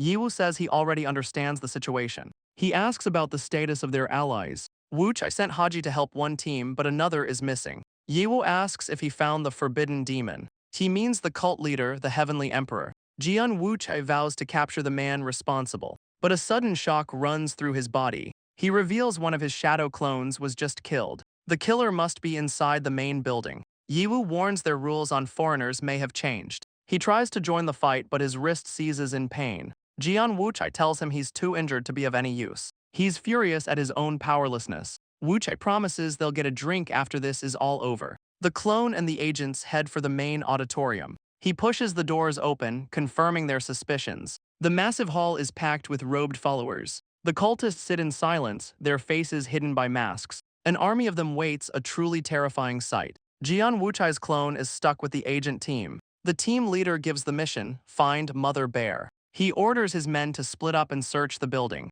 The agent asks to join him if they can't find her. The clone warns them to leave if they fail. Elsewhere, a bloody trail leads down a dark hallway. A silver-haired man calmly peeks through a door. Inside, a long-haired figure stares out the window. He seems completely unaware of his new guest. The visitor smiles, asking if he's the owner. An agent finds their target, Mother Bear. They move through the sea of silent cultists. He grabs her, telling her it's time to leave. The robed figures slowly turn to watch them. The team quickly escorts their terrified target out. An agent asks if they can save the others. He worries the monsters might follow them here. The leader knows they can't fight a monster. With comms down, their only option is to run. But he stops, sensing they're not alone. A robed figure blocks their only escape route. Suddenly, its head explodes in a flash of light. Elsewhere, Haji walks through a desolate wasteland. The manager explains gravity is the ultimate defense. Haji listens, his expression hardening with resolve. But his training simulation quickly turns terrifying. A demonic monster lunges straight for his throat. It slams into an invisible wall of force. The creature chokes, crushed by immense gravity. A new fighter appears, finishing the monster off. The monster's claws scrape against the broken stone. The bearded fighter recognizes Haji from a past mission. He remembers dismissing the kid as completely harmless. Haji asks if the man passed the test they both took. He explains Jian Wuchai dragged him into this mess. Haji admits he was sent to find Team 2 but got lost. A vision reveals the cult harvests pieces from its victims. They're turned into monsters, and there are many more inside. The bearded man's expression hardens with grim resolve. But Haji is left completely confused by his reaction. The bearded fighter orders Haji to come with him. Elsewhere, an agent cautiously climbs a dark staircase. His light reveals a pair of unlocked doors. He pushes inside, tripping over something on the floor. He's horrified by the sight of a fallen comrade. An agent lies motionless on the tiled floor, but the body dissolves into a pool of water. He realizes a clone was destroyed by the monsters. He races down the hall, following the bloody tracks. Another team is overrun, screaming as monsters close in. A blade slices through the air with blinding speed. It impales a monster just before it strikes the agents. The bearded fighter lands, asking if they're all right. The agents recognize him as the missing director Guak. He turns to face the horde, holding them off alone. Elsewhere, a blood-spattered agent bursts into a room. The silver-haired manager calmly greets the intruder. The agent furiously demands to know why he's there. The manager holds up the cult leader's severed head. He drops the body, claiming to have all the answers. The manager demands the scroll's creation method as payment. The furious agent stalks across the room. He grabs the head, realizing the man is dead. He explodes, furious the manager killed their only lad. The manager smirks, blaming him for the outcome. He claims the rampaging foreigner wasted his time. The agent has no regrets, so the manager pivots. He gestures to the body, offering it as a prize. The agent furiously asks what he'd even do with it. He explains a native's corpse is incredibly valuable. The clone asks about native species. He's stunned humans can gain powers on their own. The manager says the world treats a native's death differently. They are simply reabsorbed into the universe's cycle. But Jian Wuchai dismisses it as pure speculation. The manager claims giving him the body is a concession. His true prize was the cult's monster creation research. Jian Wuchai's clone smirks, calling out his bluff. The manager plays dumb, feigning confusion. Wuchai knows he killed him to hide a crucial secret. The manager feigns annoyance at being caught. Wuchai's clone says all scammers share his smile. He threatens to shake the stolen data out of him. Elsewhere, Yiwu brutally takes down another monster. He keeps a running tally of all his kills. The area is finally clear, the threat seemingly gone. But he senses another presence approaching him. A sudden, violent explosion rips through the ground. The manager dodges a massive eruption of ice. He admits his opponent is far stronger than he expected. He lands gracefully on the frozen spike. The manager stands calmly on the ice he created. He forms a crystal, admiring his own handiwork. A confident smirk plays on his lips. He taunts Wuchai, who dares him to take a real hit. The clone demands he hand over the cult's research, but the manager claims the data is useless to him. He says the scroll isn't enough to trade for it. His eyes narrow, a new plan forming. He suddenly throws a small, dark object. The manager is caught completely off guard. Yiwu charges in, screaming at his old friend. He scolds the clone for missing his attack. Wuchai's clone demands to know why he's here. Yiwu reveals the dead cultist wasn't the leader. The manager taunts them, ready to end the fight. Yiwu complains Wuchai gets distracted by battle. The manager asks if he's confident because he's never been hit. The clone's eyes burn with pure, unbridled fury. He channels his power, preparing a serious attack. A massive ice wave erupts from the ground. The manager smirks, knowing it's not enough to kill him. The clone unleashes another devastating ice blast. He laughs, mocking the manager's overconfidence. The manager is thrown back by the sheer force. He struggles to keep his footing on the ice. The entire area is consumed by a frozen torrent. They face off across a newly formed ice chasm. The manager gauges the clone's surprising power. For the first time, he seems genuinely surprised. The manager looks up, a hint of surprise on his face. A storm of ice shards rains down from above. Another massive ice pillar erupts from the ground. The manager clenches his fist, gathering his power. He summons a thick wall of ice to block the attack. Yiwu watches the battle, his eyes burning with rage. The manager reinforces his shield with more energy. He stands untouched inside a crystalline barrier. Yiwu grits his teeth, amazed by the manager's power. The manager admits he's finally ready to fight seriously. The manager admits he was prepared to lose a limb. The clone deduces his true power isn't ice but wind. But the manager reveals he controls the entire atmosphere. The clone realizes that's how he killed the cult leader. The manager explains he only needed to intimidate his target. He admits he chose a brutal death out of pure spite. He connects the ancient weapons to the pile of bodies. The clone is horrified by the grim implication. The weapons are the remains of the cult's victims. He puts on a glove, saying the weapons chose him. The manager realizes Yiwu is seeking revenge on a dead man. The clone couldn't warn him while they were fighting. Elsewhere, Yiwu worries the cult leader will escape. He's determined to catch the man responsible. He finds a room packed with silent, unmoving cultists. He calls out, asking if anyone is still conscious. The eerie silence puts him on high alert. Suddenly, he spots a terrified face in the crowd. A terrified scream shatters the silence. The cultist flees as Yiwu yells for him to stop. Yiwu lunges, grabbing the fleeing cultist. He demands to know where the cult leader is. The kid realizes Yiwu isn't a follower. Yiwu demands to know who he really is. The young man calmly reveals he's a spy. He's an intelligence agent named Li Jichul.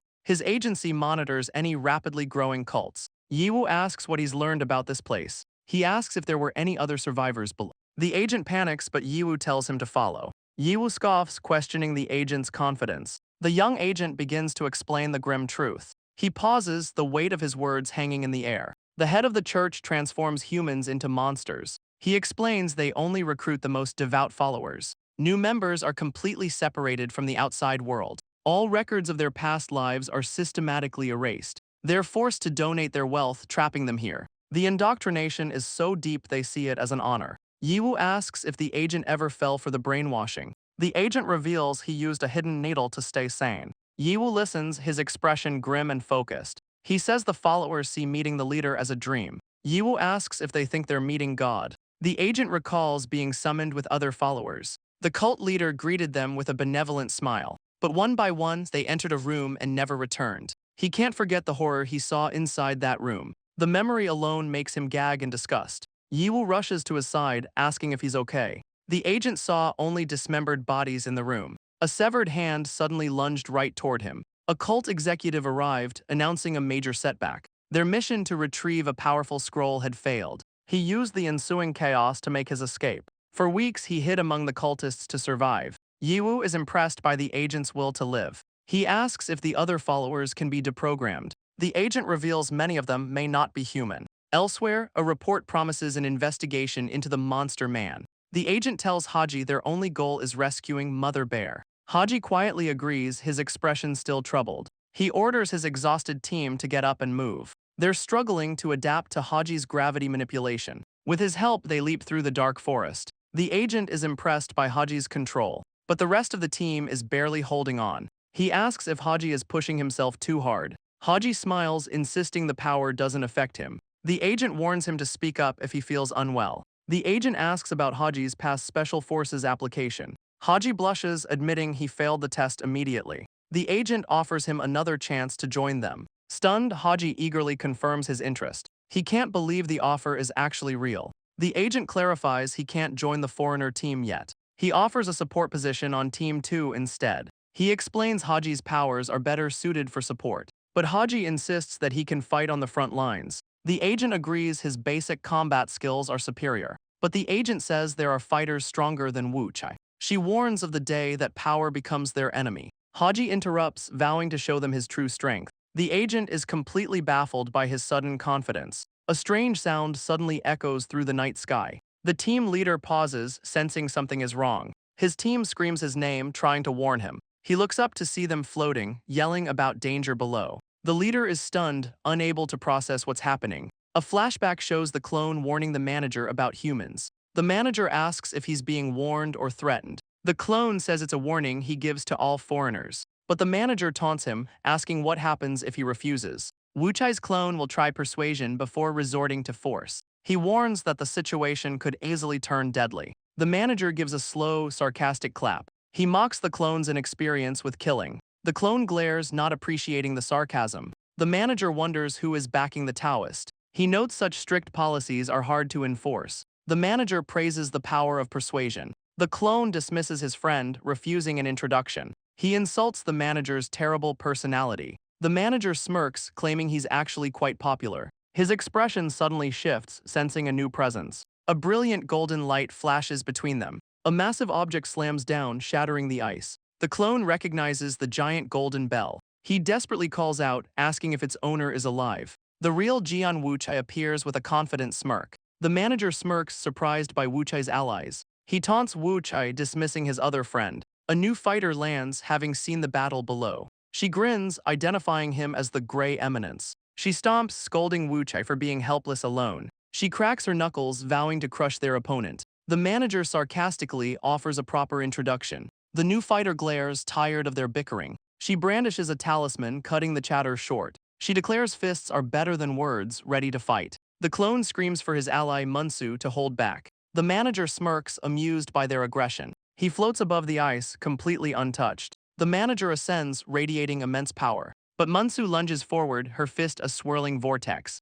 She's enraged by his condescending smile. The manager simply flicks his finger in response. Suddenly, Munsu chokes, unable to breathe. She collapses as the clone rushes to her side. He's removed the oxygen, a painful but non-lethal attack. Jian Wuchai's clone screams, demanding to know what he did. The manager explains his power's range is smaller than his body. The clone ignores him, ordering him to release Munsu now. He smirks, refusing until they drop their will to fight. Suddenly, the clone begins to choke as well. His eyes burn with rage, trapped by the invisible attack. He desperately searches for a way out of this trap. His hand glows as he reaches for the confused manager. The manager realizes something has suddenly changed. The clone forces air into Munsu's lungs, saving her. The manager floats inside a strange, digital void. He calmly assesses his new, bizarre prison. The clone's voice echoes, but the manager is focused. He realizes sound doesn't travel out of this space. It's a chilling silence, completely cut off from reality. Time flows normally and the space feels physical.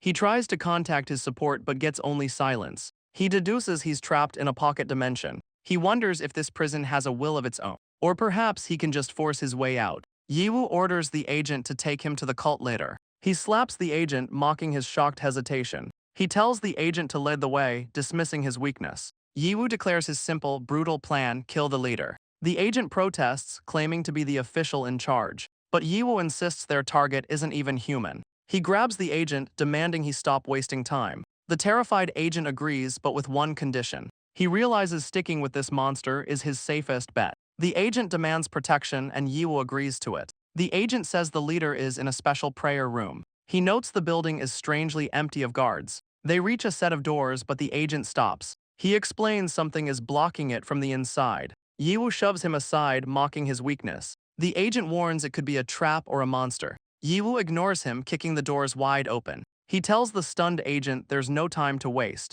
Terrified, the agent can only agree to follow. Elsewhere, Mansu scolds Wuchai for his reckless charge. Wuchai questions her temper, but she demands they find the manager. He calmly reveals he's already trapped their foe. She's furious he didn't use his scroll's power sooner. He explains it was a desperate move to save her life. But Mansu demands he release the manager for a rematch. Wuchai warns her their enemy has more than one trick. She insults his manhood, questioning his courage. He tells her to be rational, asking if she could escape the same attack. She claims grit is enough, but he dismisses her and asks for help finding Yiwu. The sudden change of topic catches her completely off guard. Wuchai tells her about her commander, Guak Yiwu. He says Yiwu is downstairs, asking if she'll help. Mansu explodes, threatening to kill him if he's lying. He leads the way, warning she'll regret her words. Elsewhere, a bloody path leads to a gruesome room. The agent asks about Yiwu's true identity. He says he deserves to know who saved his life. Yiwu reveals he fought in the righteous army. He quit government work due to rampant corruption. The agent asks what organization he serves. The agent needs to know his affiliation for the official report. He asks Yiwu's age, who casually says he's around 500. He casually smashes the monster sneaking up behind them. The skeletal creature shatters into a dozen pieces. The young agent is left completely speechless. Yiwu turns, asking if he looks like he's joking. He smashes through the next set of doors. His raw power sends splinters flying through the air. He turns back to the stunned agent. He asks for a description of the cult leader's clothes. The agent describes the leader's golden crown. He also had impossibly long hair that dragged on the floor. Yiwu asks why he was so sure the leader was here. He points out that he can't see a head anywhere. The agent's eyes widen in sudden, horrified understanding. The cult leader is frozen solid in a massive block of ice. The agent stares, confirming that's their target. The divine inscriptions on his robes are a perfect match. Yiwu turns to leave, his mission seemingly over. The agent panics, begging him not to leave him alone. Yiwu grabs the agent, asking what's wrong. The agent nervously tries to get his attention. Yiwu impatiently demands to know what he wants. The agent asks to collect evidence for his report. Yiwu dismissively tells him to do as he pleases. The agent examines the frozen body, noting the clean cut. But Yiwu suddenly shoves his hands into the ice. He declares the body and its contents are his. The ice shatters under his immense strength. He pulls a golden-hilted sword from the corpse. Yiwu stands with the ancient sword, a grim prize. The agent recognizes the blade from a museum. Suddenly, Wuchai and Mansu arrive on the scene. Mansu sprints forward without a moment's hesitation. She leaps into Yiwu's arms in a tearful reunion. Wuchai asks how he found them. Yiwu credits the agent. Wuchai doesn't recognize the agent, asking about special ops. Yiwu praises the agent, impressed by a human in such good shape. The agent is stunned, asking if the others aren't human. A horrifying realization dawns on the young man's face. Wuchai places a hand on the agent's shoulder. He asks for the young man's name, Li Jichul. Wuchai tells Yiwu to put the sword away. He introduces himself with a confident smile. The agent recognizes him as a famous YouTuber. Suddenly, Wuchai screams as another fighter charges in. The bearded director rushes the frozen cult leader. He brings his sword down, shattering the ice. The entire structure explodes in a shower of shards. Mansu screams, calling the man Uncle Yiwu. Wuchai screams that Yiwu has gone berserk again. The bearded director glares, ordering them to move. Yiwu pleads with him, saying they need the body. He argues finding answers is more important than revenge. But the director's blade cuts through his words. He shatters the ice, screaming he doesn't need to know. The blast sends Yiwu flying backward. He barely dodges a massive eruption of ice spikes. Director Guak charges forward, his eyes burning with rage. He gives a final warning, move or be killed. Director Guak brings his sword down on Yiwu, but Yiwu refuses to move, standing his ground. The director's blade sinks deep into his shoulder. He screams in fury at Yiwu's stubborn defiance. Mansu yells that the director has completely lost his mind. Blood splatters across the frozen chamber floor. She screams a warning, pointing behind the director. Wu Chai's clone appears, striking with a blade of ice. He explains he had no time for a gentler approach. Munsu admits his cloning technique is surprisingly effective. The clone scolds Munsu for underestimating his power. His water clone dissolves, a Taoist trick she didn't expect. He'll take the body, she must look after Yiwu. Munsu asks why they can't just use the scroll to leave. He reminds her the manager is trapped inside it. He refuses to risk opening it, so they'll have to walk. Annoyed, she carries the injured Yiwu on her shoulder. She orders the stunned agent to follow them out. Later, the scene shifts to a nearby hospital. The agent thanks someone for rescuing his mother. A young woman sits by her unconscious mother's bed. The news reports a mass drug incident at the cult. She explains her mother wasn't deeply involved. A visitor asks why she is apologizing to him. He knows the truth about the monsters and victims. He asks why her father hasn't visited his family.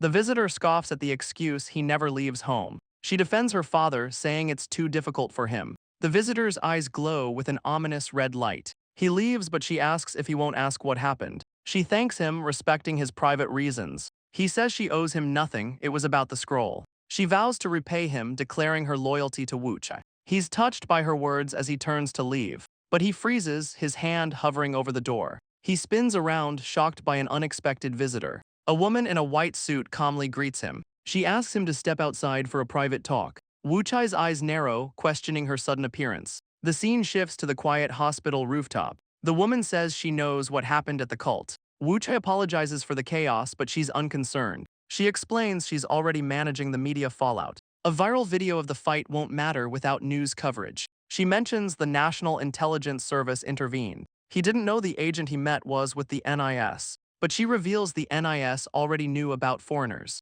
Apparently, they've had contact with another foreigner. The details are secret, but their knowledge is a huge deal. Since they weren't hostile, their stance is likely positive. Wu Chai compliments the woman's family for their efficiency, but his tone shifts, asking about a foreigner survivor. Her face falls, the news clearly not good. He correctly guesses they failed to find them. She asks about an old man's well-being. He promises to visit soon, though with grim news. He adds a warning, keep the old man from drinking. She seems confused by the specific warning. He explains the man is a nightmare when drunk. His business done, he leaps from the rooftop. The woman in white watches him go, her expression calm. Wu Chai leaps into a shimmering, otherworldly space. His eyes burn with confusion and anger. He stands alone in a strange, sparkling forest. He demands to know what this place is. The ground crunches like glass beneath his feet. The manager greets him, chiding him for being late. Wu Chai demands to know why his scroll is a crystal wonderland. The manager asks if he truly doesn't remember this world.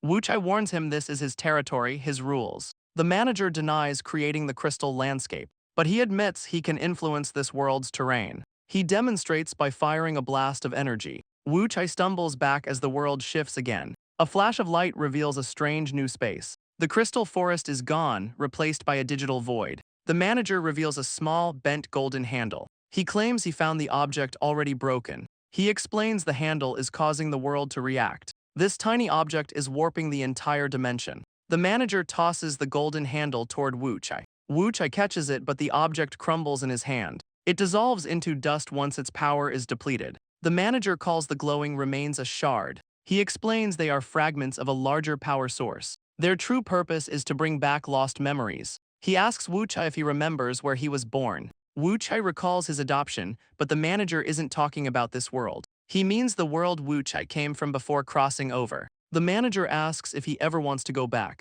Wu Chai scoffs, saying he remembers nothing of his home world. The manager reveals he's different, for reasons unknown. He's searching for the memories of his true origin. Wu Chai asks what he'll do, but the manager is unsure. He admits to having faint, blurry memories of his home. Wu Chai is skeptical, but the manager is certain. He describes the memories as a haunting, impenetrable fog. To clear it, he's collecting shards to restore his past. Wu Chai asks if the shards contain memories of their world. These shards can be anything, from mundane items to weapons. The manager explains shards are everywhere, hiding in plain sight. He even suspected Wu Chai's scroll was one of them. Wu Chai notes this pocket dimension hasn't changed at all. He demands to know how the manager knew the cult leader had won. The manager explains these shards grant mortals universe-defying power. Wu Chai realizes this power is what created the monsters. The manager says the cult leader used a shard to create life. He dismisses the leader's creations as crude experiments. He claims he's the only one with such a personal goal. Wu Chai scoffs, asking if he means world domination. Wu Chai glares, refusing to buy his noble act. But the manager insists he only acts when he must. He turns, a new thought crossing his mind. He says killing foreigners for shards would be foolish. Wu Chai asks how many shards exist, but most are fakes. Even fakes are hard to find and impossible to verify. Wu Chai asks about the handle, it was authentic. The cult leader simply used up all its power. Wu Chai is unimpressed by the long-winded explanation. He gives the manager 3 seconds to get out. The manager thanks him for hearing him out. Wu Chai scoffs, telling him his time is up. The manager hopes their next meeting is friendlier. But Wu Chai never wants to see his face again. Wu Chai steps out into a rainy night. A man with long hair invites him to sit. He sits before a go board, his expression stern. Wu Chai refuses to finish the abandoned game. He cleans the board, unable to stand the mess. He asks if the man knows how scared the public is. Wu Chai tells the man not to blame him for the chaos. He blames a mad scientist for starting everything. Wu Chai pauses, ready to ask a serious question. He asks what's wrong with the world going crazy. He questions if they should just watch this world suffer. The man says non-interference is their only option. But Wu Chai argues there must be another way. The man claims Wu Chai's recklessness exposed them all. Wu Chai rises to his feet, his decision made. He declares their partnership is officially over. Wu Chai declares he's flying solo from now on. He's tired of the strict policies and constant stress. Besides, the government already knows who they are. He promises to share intel as a friend. He opens a portal, ready to depart. But the old man calls out to him. He makes Wu Chai promise to call if he's in danger. A small knowing smile crosses Wu Chai's face. He agrees, calling him old man. The portal closes, leaving the man alone in the rain. The old man sits alone, lost in thought. His subordinate can't believe what she's hearing. He confirms Yiwu has left their organization. She argues he's been like family for centuries. But the leader says Yiwu already left hours ago. He also declares they're done monitoring Jian Wu Chai. Wu Chai won't listen to their rules any longer. The leader accepts it, saddened by the farewell. Elsewhere, someone films a group of stray cats. It's Wu Chai now living a much quieter life. But his quiet life is suddenly interrupted. The manager explains his new hairstyle is a punishment. Wu Chai glares, telling him to stay away. He calls out the manager's hypocrisy after his past actions. The manager claims he never attacks first. He only retaliates when he is threatened. Wu Chai cuts to the chase, asking what he wants. He offers an invitation to a competition in Korea. Wu Chai recognizes the name from his streaming channel. His subscribers recognize the manager from a previous stream. The manager explains Exceed is a competition for streamers. Wu Chai scoffs, knowing he'd destroy any human opponent. But the manager asks who said they were all human. Many foreigners use their powers for entertainment. They hide in plain sight, using every media channel. He points to actors and athletes with inhuman abilities. The world loves power regardless of its source. But Wu Chai questions if this breaks their rules. The manager offers a massive prize, but Wu Chai is hesitant. The prize is 1 trillion won, and Wu Chai is stunned. The manager confirms the prize is 1 trillion won. Wu Chai is skeptical, but the manager says it's real. The manager complains he's harder to convince than the government. He explains they have official permission for the event. He offers Wu Chai a recommendation and a head start. Wu Chai refuses, but the manager brings up his editor's tuition. He says big money always comes with big trouble. The manager asks what it will take to make him join. A memory flashes of a woman with a somber expression. Wu Chai's eyes narrow, his resolve suddenly hardening. Wu Chai names his price, 10 billion won. The money is for a friend's crushing family debt. The manager correctly guesses it's for his editor. He calmly agrees to Wu Chai's steep price. Wu Chai plans to quit after getting paid, but there's a catch. They can't risk him getting knocked out in week 1. He flusters, insisting he'll try his best. The manager knows he's already made his choice. His silence confirms the manager's words. He asks for time, weighing the cost of his help. Later that night, the moon hangs low. He's on the phone, reviewing the competition roster. His editor worries, but Wu Chai isn't concerned. He can always just switch streaming platforms. His editor points out a name, Merlin's student. He finds the profile for the White Wizard. The student's notes mention physics-defying magic, a description that catches Wu Chai's full attention. He asks who else on the list has powers. The chilling answer, every single one of them. The editor confirms every single finalist is not human. He explains the competition makes its finalists famous. Wu Chai envies a past winner who just wanted to travel. The sun sets as he mulls over the decision. He spends hours watching Exceed competition highlights. Leaning back from his desk, his mind is made up. He realizes all the finalists are just vagrants. He texts Merlin demanding his money for joining. A reply comes instantly despite the early hour. The conditions are absurd: double his subs or make the news. The manager claims the original goal was 1 million subs. He gives Wuchai 3 weeks to double his current count. The manager reminds him he has an amazing story to tell. Wuchai realizes he can expose the cult for publicity. He returns to streaming, welcomed by loyal fans. He asks about his editor's mother after her accident. She reveals her mother is still unconscious in the hospital. Wuchai tells his fans he's been busy despite his break. He shows off a folder of self-filmed videos. He prepares to give his audience a sneak peek. He starts with a wholesome clip of him feeding stray cats. Next is a photo of the hospital his director visited. He's about to show the cult footage, but a notification interrupts. A fan donates, attaching a news clip of the incident. The footage clearly shows Wuchai at the burning cult town. Wuchai is stunned, his own plans completely derailed. The fan asks to meet, knowing where the video was shot. His chat explodes as he agrees to meet the mysterious fan. He quickly apologizes, promising to upload the full stream later. The stream cuts out, leaving his viewers in total confusion. A young man waits on a quiet apartment rooftop. He turns, his expression filled with nervous anticipation. His eyes widen in shock at a sudden sound. He whips his head around, a bead of sweat on his brow. A shimmering portal opens and Wuchai steps through. The fan stammers, shocked by the teleportation. Wuchai introduces himself, ready to hear him out. Inside, the fan questions Wuchai's trust in a stranger. Wuchai warns him that meeting like this was reckless. The fan calmly replies, "Then I guess I'll die." A cup of tea steams on the table. The fan bows deeply, thanking him for everything. He reveals his brother was trapped inside the cult. He was trying to save his brother from them. He was about to rescue him when the police called. The brother is physically unharmed but mentally broken. But he has video evidence from inside the cult. His brother smuggled a hidden camera past security. The camera was cleverly hidden inside his glasses. The fan warns him no one knows the full story. The fan explains the news is covering up the monster attack. He believes the old man is deliberately hiding the truth.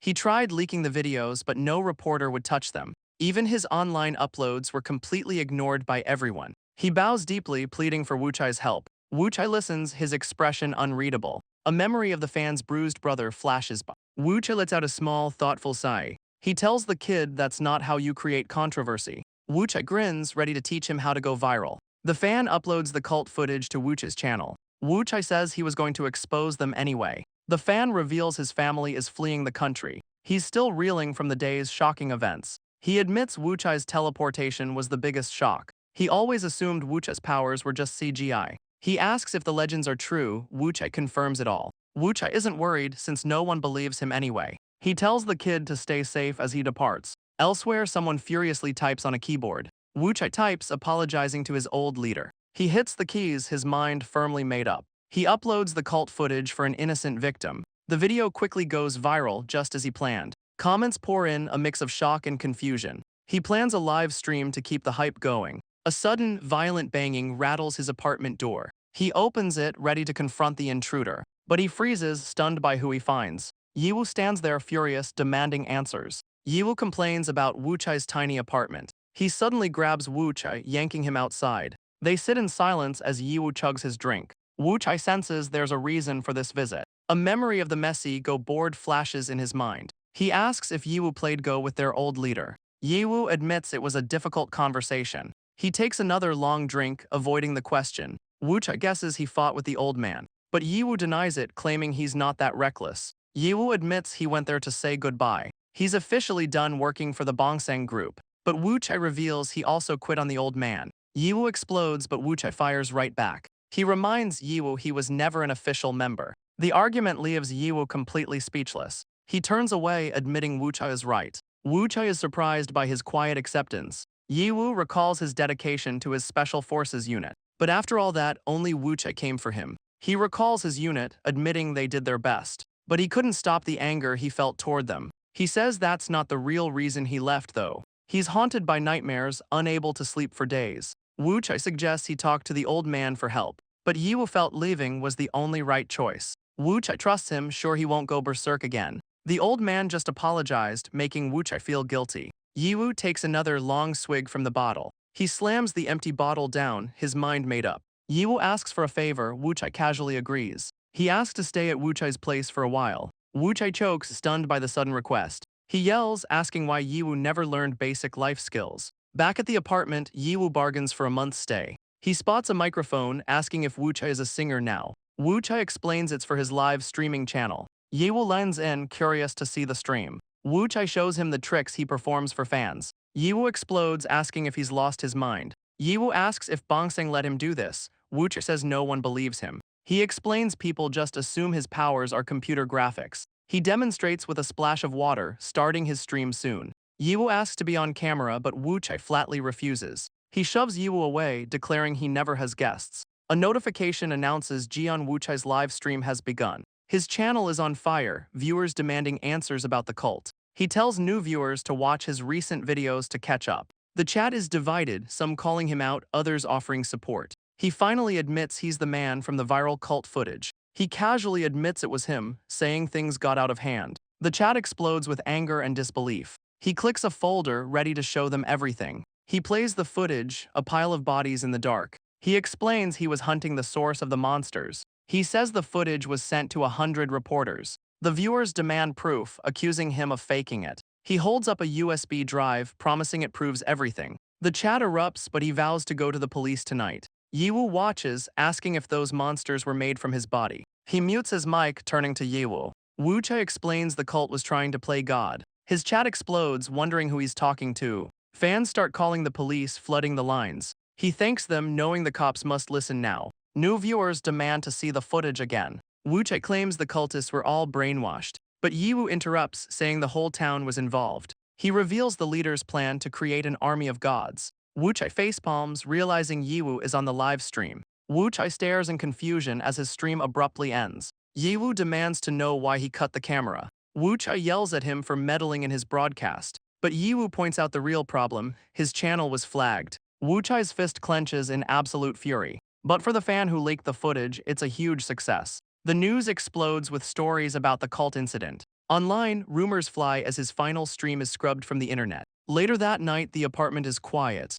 His phone buzzes as he and Yiwu sleep in the tiny room. Wu Chai snatches his phone, annoyed by the late text. It's a message from the fan he helped, Jian Byongjun. The kid kept his secret and is grateful for everything. He knows the kid saw this country as a living hell, but his sleep is cut short by an unwelcome visitor. Yiwu grins, ready for an early morning walk. Wu Chai grumbles, vowing to kick him out by week's end. He yells at Yiwu, it's only 5 in the morning. Yiwu asks if he kept these hours with their old leader. Wu Chai scoffs that not even vampires wake up this early. Yiwu glares, his patience completely worn thin. He lunges forward, cutting off Wu Chai's complaints. Nearby, a streamer films his early morning dog walk. He chats with fans, used to his 5 a.m. routine. But a sudden commotion makes him freeze in shock. Yiwu unleashes a furious barrage of punches. Wu Chai counters with a lightning-fast high kick. The streamer thinks he's stumbled onto a movie set, but his chat instantly recognizes Jian Wu Chai. He's stunned as new viewers flood his channel. The streamer is shocked by his sudden viewer spike.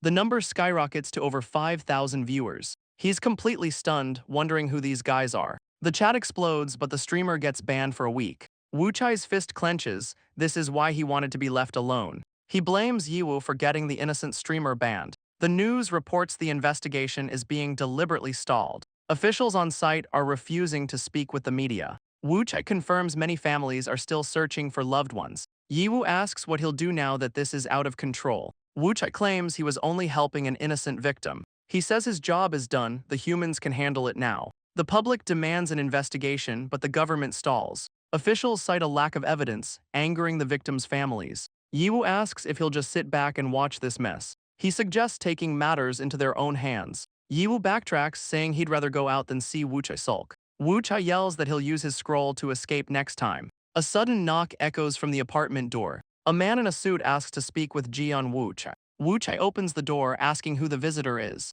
The man introduces himself as Ku Miho or Gyu Miho. Yiwu scoffs at the name, but Gyu Miho is unfazed. He recognizes Yiwu, who instantly gets defensive. Gyu Miho explains he's here for the National Intelligence Service. Wu Chai accuses him of spying, but Gyu Miho scoffs. He admits the NIS sent him, but he has his own agenda. He asks a single, piercing question: how does he know Merlin? Wu Chai claims he barely knows the man or his tricks. Gyu Miho asks if Merlin ever offered to make him a pupil. Gyu Miho is surprised Wu Chai is still alive. Merlin is known for killing anyone who knows his identity. Yiwu recognizes Merlin as the man from the cult. He asks if Wuchai actually fought him. Wuchai snaps, blaming Yiwu for the agent he had to save. He explains he was helping a girl with a cultist mother.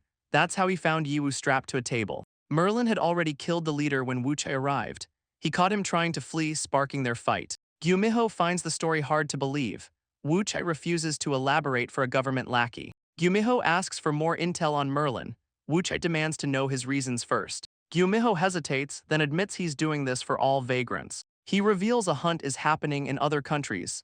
Vagrants have started hunting each other. He hands Wuchai documents, telling him to see for himself. Wuchai and Yiwu examine the documents he brought. His eyes widen, seeing something truly shocking. It's a list of names, and Yiwu's is on it. Yiwu demands to know where this hit list came from. Gyumiho says it's circulating among vagrants overseas. He reveals a dark truth about their kind. Vagrants hunt each other for otherworldly weapons and artifacts. He warns that many have died, caught completely off guard. Wuchai takes the list, accepting the grim advice. Yiwu wonders if their kind has always been this hostile. Gyumiho says the hunt started with nuclear weapons. Yiwu questions the point of stealing an unknown artifact. Gyumiho jokes that he's not the type to kill for a weapon. He admits he's never seen an artifact that amplifies power. Wuchai adds that they can also be used to create monsters. He explains that's how the cult transformed its followers. Gyumiho warns him to guard his scroll carefully. Wuchai scoffs, claiming he made Merlin run away. But Gyumiho insists Merlin is a 1,000-year-old legend. He tries to leave, but Wuchai isn't finished with him. Gyumiho calls Wuchai cold, certain they'll meet again. He offers his number, but Wuchai has a question about Exceed. Gyumiho reveals his friend won last year's competition. Wuchai snatches his phone as Gyumiho mentions Don Quixote. He claims to be a fan, saving his number in the agent's phone. The next day, they arrive at Incheon Airport. Yiwu asks what he'll do if Don Quixote is a vagrant. Wuchai admits the fan act was a lie to get information. He asks Yiwu if he'd ever betray their old leader.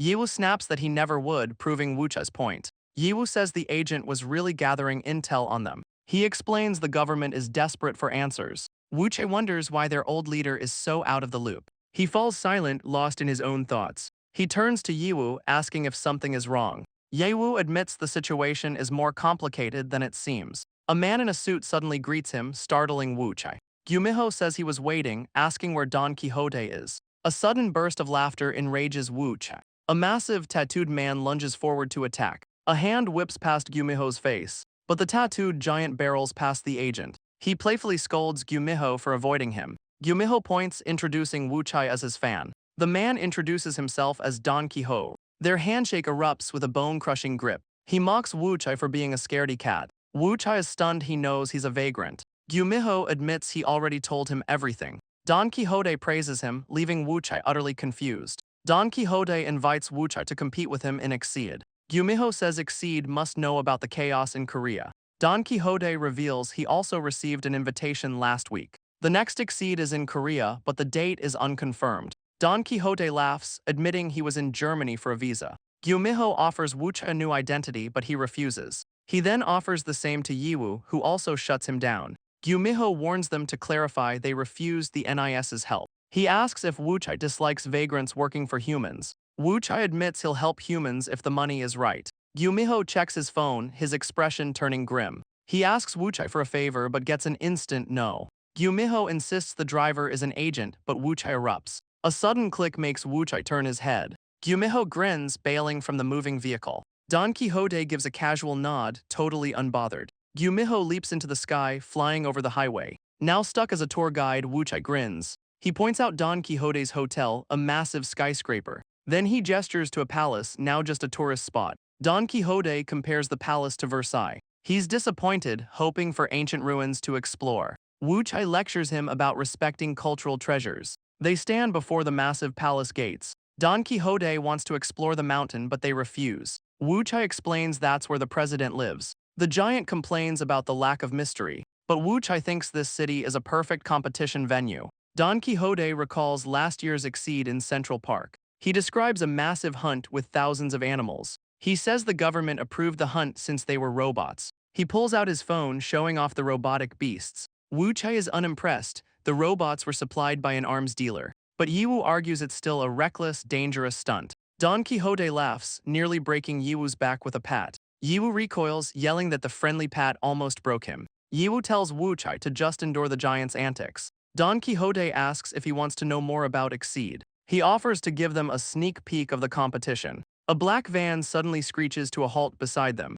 A woman in a green dress steps out of the van. She introduces herself as Gretel from Exceed's tech team. Don Quixote greets her, but she clarifies she's just short. He requests a small-scale competition for his friends. His chosen venue is the palace, and Yiwu is horrified. Gretel agrees, promising Exceed will cover all damages. She claims they're already negotiating with the palace team. Wu Chai asks how since she doesn't have a phone. She closes her eyes, revealing she uses her powers. Wu Chai is stunned as she answers an invisible call. Gretel swallows hard, caught completely off guard. She apologizes, announcing a sudden change of plans. They'll be filmed while testing Exceed's new gear. The ancient palace stands against a modern city. Wu Chai asks if they're shooting a commercial. Gretel offers competition perks if they use the footage. But Wu Chai only cares about one thing, the money. She's surprised, having heard he wasn't greedy. He smirks, demanding fair payment for his services. He calls her bluff, ready to walk away. Gretel offers him 10 million, but Yiwu gets far less. She explains the pay is based on his celebrity status. Yiwu laughs it off, used to being a nobody. Wu Chai agrees, but Gretel adds another condition. He's suspicious as she announces her staff's arrival. Wu Chai's eyes narrow, sensing a catch. A full production crew appears with racks of clothes. The entire palace is suddenly closed to the public. A sign cites emergency maintenance for the closure. Gretel smirks, complimenting someone's new look. Yiwu complains about his ridiculous traditional outfit. Gretel tells him it will be dark soon anyway. Even Wu Chai agrees it's better than his old sweats. Don Quixote gets to wear his own clothes. Gretel begins to explain the rules for the competition. They must avoid any tourists who might wander in, and they must minimize damage to the historic palace. She reveals the contents: unreleased military robots. The robots are designed to find and rescue survivors. Wu Chai holds one, asking how to activate it. She explains it's a volant device hovering in the air. Yiwu is amazed as the small robot floats between them, but a single touch sends it zipping away. The device darts off, startling the entire group. Gretel explains they're programmed to flee from humans. Their goal is to hit the targets, which look like flames. She lays out the trailer's concept: heroes versus dark flames. Yiwu worries about witnesses, but she has a solution. They have military-grade tech to block all cameras. The rules are simple: 2 hours, no holds barred. Wu Chai boasts he doesn't need 2 hours for one robot. But Gretel reveals there's more than one. A swarm of 256 targets fills the sky. She warns them, fail and you get nothing. The palace grounds fall silent under the night sky. Elsewhere, Gretel is questioned about the trial. She asks if the expenses have been approved. Her team worries about the cost and a man named John. She asks for Wu Chai's starting position. He chose the east side but didn't say why. Wu Chai appears behind Gretel, startling her. She's stunned he overheard her private thoughts. He points out she's not wearing any earbuds. He admits he's bored without an audience. He asks her to get his streaming account unbanned. If she can rent a palace, she can bribe a platform. But she says he's not important enough to help. Wu Chai's temper flares at the casual dismissal. He then asks to borrow her account instead. A private stream is already live under his name. Wu Chai greets his fans, who are shocked he's back. His chat questions his traditional outfit and new platform. He puts a finger to his lips, demanding secrecy. He promises his most trusted fans a big show. His viewers wonder why they were chosen for this. He says it's because they defended him from the hate. They urge him to ignore all the negative comments. He sincerely apologizes for ghosting them without a word. But his fans find the apology cringy and awkward. Wu Chai snaps, annoyed they're mocking his apology. He warns his viewers to keep this stream a secret. A drone buzzes around him, capturing every angle. The chat realizes he's at a real palace, not a set. He says he's filming a commercial as the sky fills with flames. His fans praise the CG effects, still not believing it's real. He lets his phone hover, ready to start the show. Wu Chai leaps effortlessly onto the palace roof. He lands among the robots, calling this a piece of cake. But his hand slips as the robot zips away. He's surrounded, unable to catch a single one. Wu Chai curses, his face a mask of pure frustration. He hits the ground, admitting the robots are too fast. He looks up at the swarm, a manic laugh escaping him. His chat mocks him for failing to catch a single one. He explains he can't risk damaging the historic palace. The viewers heckle him, asking whose side he's on. Don Quixote grins, offering some friendly advice. He blurs past Wu Chai in a sudden burst of speed. A spear-like weapon smashes a robot to pieces. He casually destroyed the expensive tech, stunning Wu Chai. Don Quixote just laughs it off, saying rich people can afford it. He warns Wu Chai that he won't get paid at this rate. He points out that Yiwu has already caught 3. Wu Chai snaps, leaping away to prove him wrong. He watches Yiwu, wondering how to catch them without breaking them. Yiwu turns, his pockets bulging with captured robots. Wu Chai remembers Yiwu was a beast on the battlefield. Yiwu holds up a robot, explaining they just need to be held down. He tells Wu Chai to use his head or he'll get nothing. Yiwu leaps off as the chat roasts Wu Chai for being outclassed. Wu Chai scoffs, tired of being lectured by everyone. He decides to stop caring about the historic palace. He faces the swarm, ready to unleash his power. A grin spreads as he summons his water magic. He fires a shard of ice, destroying a robot instantly. The production crew watches, stunned by his precision. On the monitor, his ice shards hunt down a target. Her team worries he's making it look too easy. He unleashes a massive barrage of ice shards. The crew stares in disbelief at his raw power. The chat worries as robots crash to the ground. He boasts about his careful, precise attacks. He inspects one of the damaged robots. He pockets one, suspicious of Exceed's motives. But a massive explosion echoes across the palace. Wu Chai realizes what's causing the chaos. He decides to confront the real destructive force. He leaps across the rooftops toward the sound. He calls out to Don Quixote, demanding a word.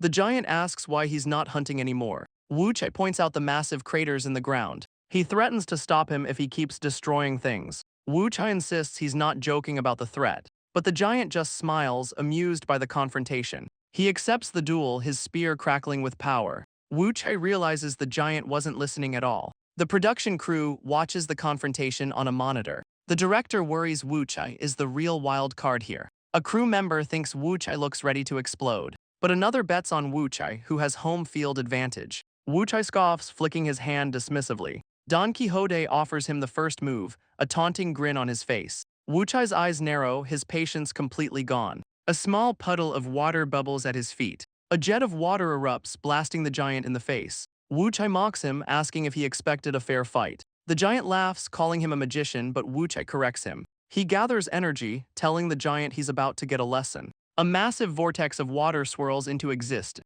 The water coalesces into a roaring, monstrous dragon. Wu Chai scoffs, correcting him, it's a water dragon. The massive beast surges toward Don Quixote, but the giant's spear crackles with raw lightning. He stands his ground as the dragon attacks. Don Quixote unleashes a powerful, electrified strike. The two forces collide in a blinding explosion. Wu Chai grits his teeth, stunned by the impact. Arcs of lightning rain down from the sky. Back at the command center, the monitors go dead. Gretel panics, shouting that all the cameras are down. The ground is scorched, littered with broken robots. Wu Chai leaps back, stunned by the lightning attack. He realizes he completely underestimated Don Quixote. The giant suggests they stop, claiming it was a misunderstanding. He points out his lightning deliberately missed the palace. Wu Chai looks around, seeing the controlled destruction. He grits his teeth, his pride clearly wounded. But he's not backing down, ready for a real fight. Don Quixote grins, crackling with electrical energy. The two vagrants charge, ready for their final clash.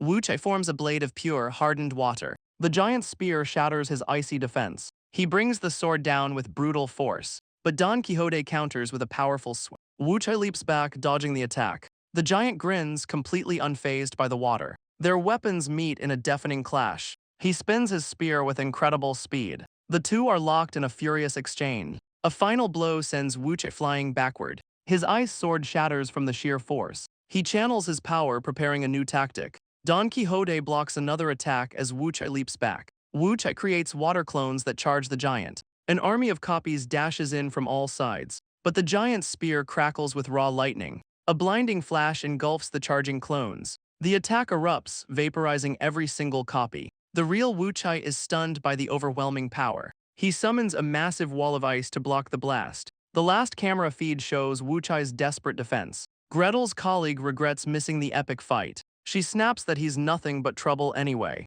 An official calls, demanding they stop the destruction. A sudden crash proves things are out of control. Wu Chai admits that last attack nearly finished him. He yells that he can't just tank these deadly hits. But Don Quixote just laughs, enjoying the chaos. Wu Chai says his type freaks him out. The giant recalls the muscular man from the airport. Don Quixote grips his spear, ready for more. He lunges forward, spear crackling with lightning. Wu Chai dodges the electrified strike with a quick backstep. His eyes widen in sudden, dawning horror. But the giant's expression is dead serious. Suddenly, a new fighter drops in from above. He brings his sword down on Don Quixote's head. Wu-Chai watches, stunned by the sudden beatdown. The giant is face down, completely defeated. The newcomer scolds them for wrecking the palace. Wu-Chai looks down, wondering if the giant is still breathing. The newcomer explains he used the flat of his sword. Yiwu says the giant will be out for a while, but the newcomer points to the real problem, the destruction. Yiwu casually offers to fix the broken stone stairs. Gretel appears, sarcastically wishing him good luck. Both men stare, stunned by her sudden arrival. She stomps through the rubble, absolutely furious. Her expression is a mask of pure, unadulterated rage. Wu-Chai suggests they run, but Yiwu refuses to flee. Elsewhere, a man stands on a rooftop, watching the moon. He takes a long swig from a bottle. He lets out a heavy, world-weary sigh. A sudden presence makes him glance back. He says he'll tolerate a guest tonight. A cloaked figure appears on the roof. The man demands to know who they are. The figure stays silent, refusing to answer. The man notes the visitor's unnerving calm. He knows this guest is dangerous and demands their purpose. The cloaked figure grits their teeth, their purpose clear. They ask if he's the leader of this region. The man on the roof seems puzzled by the title. He admits he's a leader, though he dislikes the term. He confirms he's the head of a large organization. The visitor notes his vague and humble words. The man guesses the stranger is a foreigner. The cloaked figure simply nods in response. The man asks what business they have with him. The visitor's answer is chilling, "I'm here to warn you." The leader stares, caught off guard by the warning. The visitor's message is simple, do not trust Exceed. But the leader has never heard of this organization. The visitor scoffs at his ignorance. They call him a failure, too late to save anyone. He's blamed for the massacre at the Heaven Church. The figure says the cult was weak and easy to find. The leader realizes the visitor knows too much. He asks if they were at the cult's enclave. The cloaked figure confirms they were there. The cloaked figure reaches inside their coat. They reveal the severed head of the cult's leader. The man on the roof stares in utter disbelief. The figure tosses the gruesome trophy toward him. It lands with a thud right at the leader's feet. The visitor calls his handling of the situation amateurish. With a flick of their cloaks, they leap away. They land with a powerful, ground-shaking impact. But a young man suddenly appears, blocking their path. The cloaked figure stops, their escape route cut off. The leader orders his subordinate to stand down.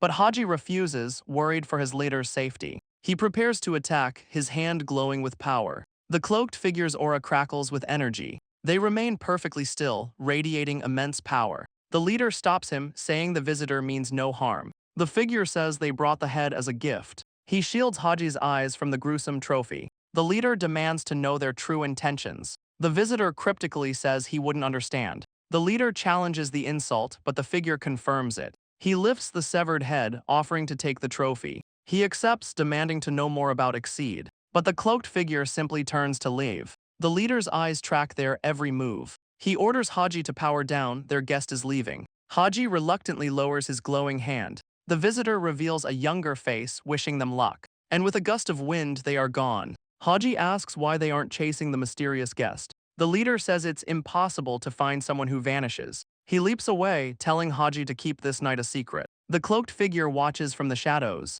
Haji sighs, reluctantly starting his count. The mysterious figure stands against the moon. And in a flash, he disappears into the night. Elsewhere, a persistent knock echoes on a door. A young man opens it, annoyed by the early noise. The visitor bows, introducing himself as Young Hangyu. He nervously declares he's a huge fan. The streamer dismisses him, disliking unexpected visitors. His eyes narrow, demanding to know how he was found. The fan admits he pieced it together from his streams. More unwanted guests appear, ready to party. He's tired of his home becoming a meeting place. The fan apologizes for the sudden intrusion. The streamer's red eyes lock onto the nervous fan. He desperately asks if they can talk inside. He offers the visitor a glass of water. The young man gulps it down, finally catching his breath. Wu-Chai demands an explanation from the trembling fan. The fan begs for forgiveness, leaving Wu-Chai confused. He admits he saw the palace fight and told his friends. Wu-Chai plays it off, claiming it was just Taoist magic. He snaps, accusing the kid of lying to his face. Relieved, he tells the fan to just go home. But the kid grabs his pants, refusing to leave. He desperately tries to explain the real situation. He claims his house is haunted by a poltergeist. Wu-Chai is skeptical, but the fan swears it's true. Wu-Chai smirks, agreeing to hear the fan's story. The kid recalls walking home alone down a dark street. He heard footsteps but saw no one, thinking it was a ghost. He looks around the empty alley, wondering if he's hearing things. He tries to dismiss it, but a sudden chill runs down his spine. A terrifying shadow with a massive grin appeared before him. He imitates the creature's horrifying smile for Wu Chai. The fan says the ghost vanished, but he begs for help. Wu Chai shrugs, saying ghosts aren't his specialty. The fan slumps in defeat. No one else believes his story. The fan collapses, his last hope completely gone. Wu Chai lets out a long, reluctant sigh. But then he offers a lifeline, knowing who to call. He grimaces, hating the person he has to call. He calls the agent, who answers with a smug smile. His cheerful demeanor vanishes at the strange question. The agent confirms no such power has been reported. He feels for the fan but says he can't help. Wu Chai's furious shouting blasts through the phone. He nervously suggests keeping an eye on the kid. Gumiho quickly ends the call, claiming he's busy. His colleague asks if something has happened again. He waves it off, saying it's nothing to worry about. But she argues that vagrant issues are human problems. She reminds him of the damage the Heaven Church caused. He panics, denying any fault for the cult incident. He points, desperate to change the subject. Two figures in business attire walk through the doors. A woman in white and a stern man approach. The four of them sit down for a tense meeting. The agent's colleague says they're clearly uninformed. She slides a photograph across the table. It shows a fiery disaster on an island, a total media blackout. The stern man is shocked by the news. He admits they didn't know Bongsang was tracking vagrants. The woman in white reveals her family has long ties to them. The colleague adjusts her glasses, her gaze sharp. The woman asks if they know the origin of the term vagrant. The colleague turns to Gumiho, who stammers an answer. He admits he's never questioned the name himself. She explains vagrants are from another world, with no memory. The first to coin the term was a man with long hair. He declared vagrants are visitors who must not cause harm. The stern man agrees, wanting to protect innocent humans. She reveals her family has served him for 1,000 years. The agents are stunned by this ancient history. Gumiho snaps his fingers, a memory clicking into place. He confirms the term is indeed that old, shocking his colleague. He smiles, confirming the unbelievable truth. She says their master forbids them from starting turf wars. The woman denies using vagrants for personal gain. The agent's colleague notes Bongsang's clean reputation. The woman in white accepts the compliment with a nod. The colleague demands the cult evidence, promising anonymity. But the woman refuses, sliding the photo back. She reveals their goal, to cure or control dangerous vagrants. The colleague questions if their goal is even possible. Her eyes narrow, filled with deep suspicion. The man reveals Bongsang has a team researching vagrants. She asks if they can truly control the situation. He reveals their monstrous subjects were once human. He warns that similar groups failed from corruption. He snaps the cookie, a clear visual metaphor. Gumiho casually calls vagrants attractive specimens. The woman in white glares, offended by his words. She declares she's not a lab rat for them. Gumiho advises them to keep their monsters contained. He turns, caught off guard by a reaction. His colleague looms over him, furious at his words. She grabs his collar, reminding him Bongsang has agents. Gumiho smirks, offering to check in on their lab. His colleague explodes, calling his bluff. But Gumiho's eyes turn cold, a chilling threat in his voice. He warns them about the dangers of artificial vagrants. The woman insists their methods are safe and humane.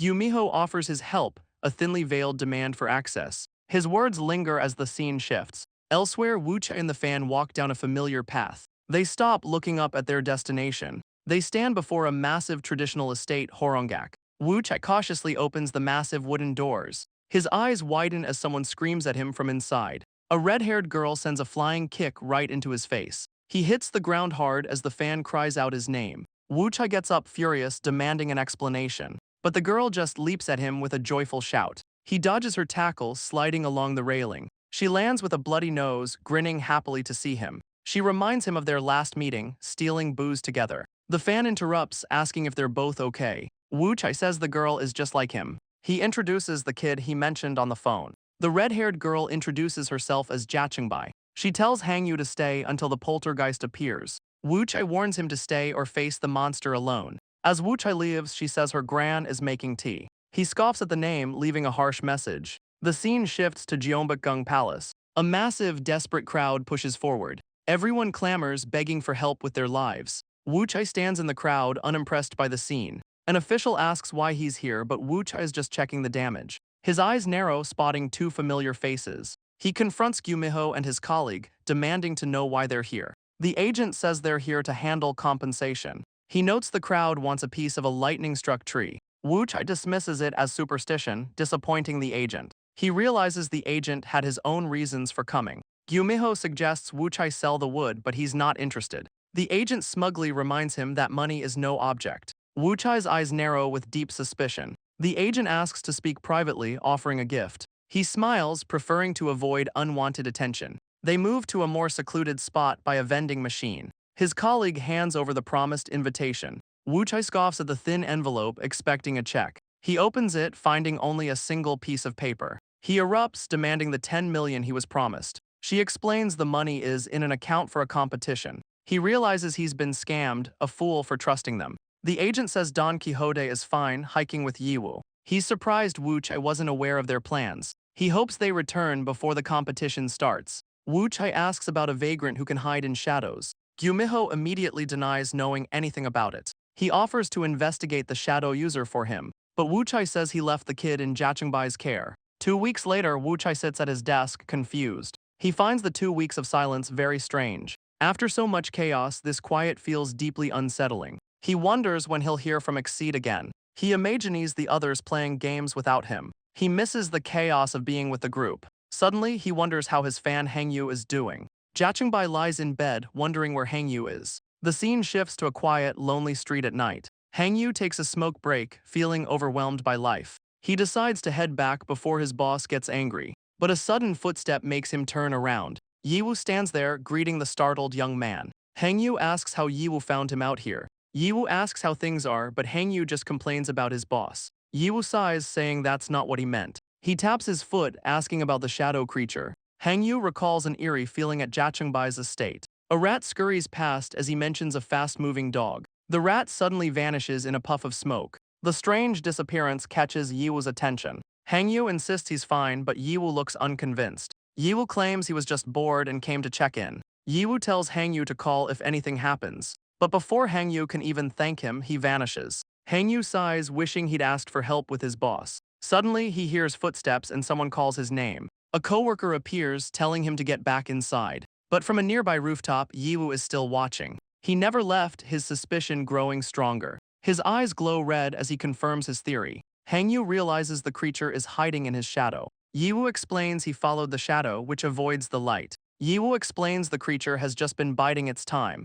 Jachengbai jokes that his shadow must be delicious to ghosts. Hangyu tries to blame his handsome figure for the trouble. A strange lump throbs on his head as he asks for the plan. Yiwu reveals their strategy, they're using him as bait. The poor kid cries, a piece of food stuck to his head. Suddenly, Jachengbai grabs him and takes off, soaring through the city at blinding speed. Bystanders on the street see a blur flash past, wondering if they just saw a person fly by. Jachengbai admits they've drawn too much attention. They rocket through the city streets at high speed. Yiwu explains they need a less crowded place. He draws a map, revealing their destination. Hangyu worries about witnesses, but Yiwu has a plan. He grins, saying it's the perfect place to fight. They weave through the crowded streets, a blur of motion. A couple barely registers the blur that just passed them. They shrug it off, completely unaware of the danger.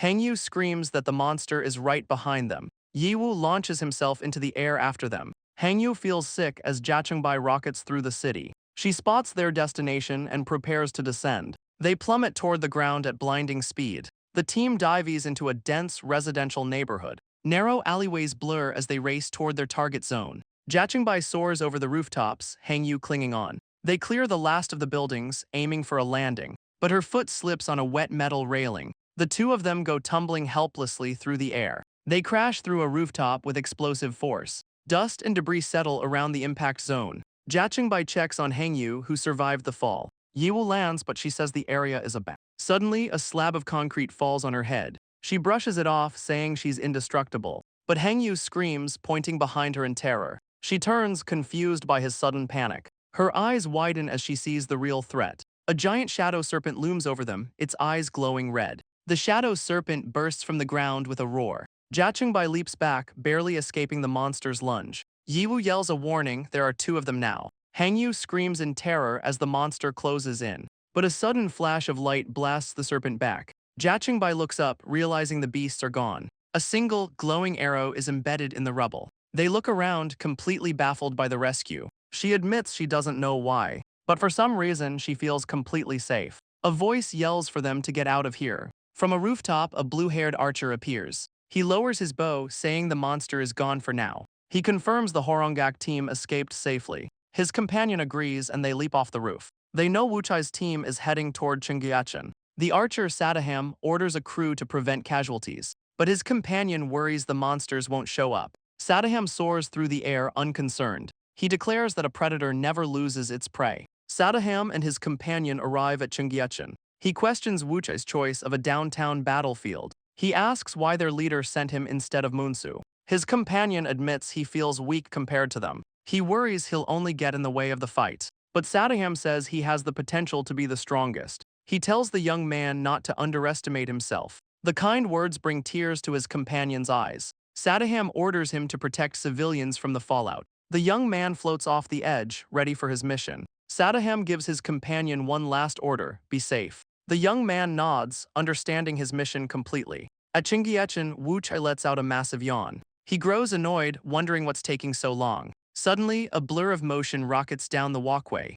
It's Jachungbai screaming his name as she barrels in. But she's moving too fast, unable to stop. She panics, screaming that they're going to crash. Wuchai summons a massive wave to catch them. A water bubble cushions their fall before popping safely. Jachungbai and Hangyu collapse, shivering from the cold water. Wuchai looks down annoyed, asking what took them so long. She frantically describes a huge, dark monster that attacked them. It was so massive she had to crane her neck just to see it. Wuchai glances away, trying to picture the creature. He points behind them at a massive, multi-headed serpent. Jachungbai confirms it's the monster as Hangyu counts the heads. She shudders in disgust. There are 8 of them. Wuchai wonders if this is some kind of mythical beast. Hangyu nervously recalls legends, but none of them fit. But Hangyu's eyes widen with sudden recognition. He names the legendary 8-headed serpent, the Orachi. Wuchai smirks, telling Jachungbai to protect their bait. He launches himself forward with a powerful leap. He dives straight into the monster's gaping maw. Surrounded by water, he says they need to talk. A colossal ice dragon forms to face the serpent. It unleashes a storm of razor-sharp ice shards. Hangyu is stunned by the overwhelming display of power. Wuchai stands atop the crumbling dragon, victorious. Wuchai scoffs, disappointed by the easy fight. But another serpent head lunges from behind. Its jaws clamp down on the ice dragon's neck. Wuchai leaps away, knowing the fight isn't over. He jumps back, readying his dragon for a counter. The ice dragon slams the serpent with its tail. The monster roars, its fangs bared in fury. Wuchai lands, trying to see through the smoke. He squints, searching for any remaining heads. Suddenly, another head snaps out from the dust. Wuchai dodges another head, annoyed by their numbers. But another one lunges, its massive jaws wide open. The serpent's fangs clamp down, swallowing him whole. It crashes into the water with a massive thud. But Wuchai lands safely on its head, unharmed. He spots a glowing arrow embedded in its skull. His eyes follow the trajectory to a nearby skyscraper. Suddenly, another head is struck down from above. From the rooftop, Sadam draws his glowing bow. He sees Wuchai is struggling and prepares to fire. Sadam unleashes a brilliant arrow of light. It streaks toward the remaining serpent heads, but a winged creature intercepts the deadly shot. Feathers drift down as the archer watches. He's stunned, his arrow should have been fatal. Below, Wuchai smashes a tail into the ground. He dodges a flurry of powerful tail strikes. The relentless assault is starting to annoy him. 3 heads down, but 5 more still remain. He considers a risky move but knows it's too draining. He needs to understand what this monster wants. He launches himself forward with a powerful leap. He bounds up the massive serpent's scaly back, but he lands in a strange, unfamiliar place. He's surrounded by a forest of dark, spiky growths. The creature's body looks like it's been divinely punished. He wonders if any of the heads are willing to talk. Elsewhere, traffic controllers block off the street. An angry driver screams, furious about the delay. Sadam's companion warns him it's too dangerous ahead. The traffic controllers wonder about the chaos inside. Suddenly, the ground rumbles violently beneath them. One man tries to dismiss it as nothing serious, but his face twists in absolute abject terror. A massive shadow falls over the terrified men. A colossal boulder crashes down right before them. The lead controller stares up, frozen in fear. On top of the rock, Haji asks if they're okay. The young man looks down, relieved he made it. He says he's reinforced the barrier to keep them safe. The controllers stare, thanking him for the save. He reports to Sadam that the area is secure, but an unfamiliar voice answers on the other end. A silver-haired man greets him with a smug smile. He says Sadam can't talk, his chest was pierced. The archer sits bleeding, a massive hole in his chest. Back at the stream, a massive explosion erupts. Wuchai dodges a storm of razor-sharp spikes. The projectiles slam into the ground with brutal force. Giant tentacles burst from the earth, continuing the attack. Wu Chai leaps off the serpent's scaly back. He soars toward another roaring serpent head. He slams a glowing fist right into its jaw. The powerful blow sends the beast crashing down. His hand goes numb, the scales are like steel. He lands, thinking the fight is finally over. But the remaining heads loom over him, ready to strike. Elsewhere, the silver-haired man mocks Sadaham's resilience. He says he's not killing him, just returning the favor. Sadaham grits his teeth, having no idea who this man is. The man grabs the bow, calling their wounds equal. A glowing bird appears and vanishes in a flash. He raises the bow, sparing him for Wu Chai's sake. He admires the weapon, calling it a fine piece of work. He reveals the bow has a wide camouflage effect. He smirks, impressed by their synthetic artifacts. Sadaham clutches his wound, demanding to know his goal. The man approaches, claiming he has no specific plan. He wonders why Wu Chai is fighting such a monster. He reaches behind his back, preparing his next move. He summons a brilliant blue light into his hand. The energy crackles around his fingertips. He draws Sadaham's bow, infusing it with his power. The archer stares up, completely baffled by this.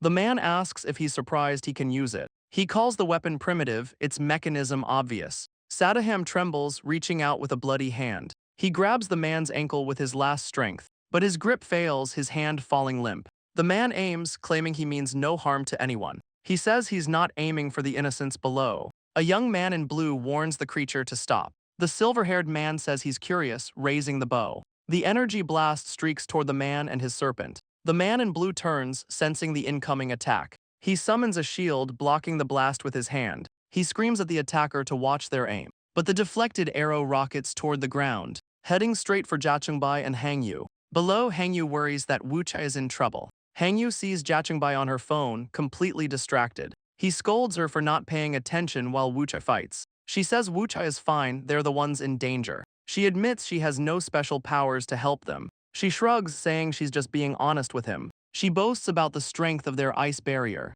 but the deflected arrow shatters it in an instant. Jachungbai turns, her eyes wide with sudden alarm. A monstrous mouth looms over them from the shadows. They both scream in terror as the beast closes in. A fist smashes into the serpent's head, saving them. Jachungbai gasps as a purple substance flies past her. The strange liquid splatters across her shoulder. She cries out in pain as it burns her skin. On the ground, the purple goo bubbles ominously. A strange energy suddenly surrounds the two of them. She grabs Hangyu, screaming at him to run. The man in blue appears, his body sizzling with purple energy. Jachungbai watches in horror as his form begins to melt. His eyes roll back, consumed by the strange power.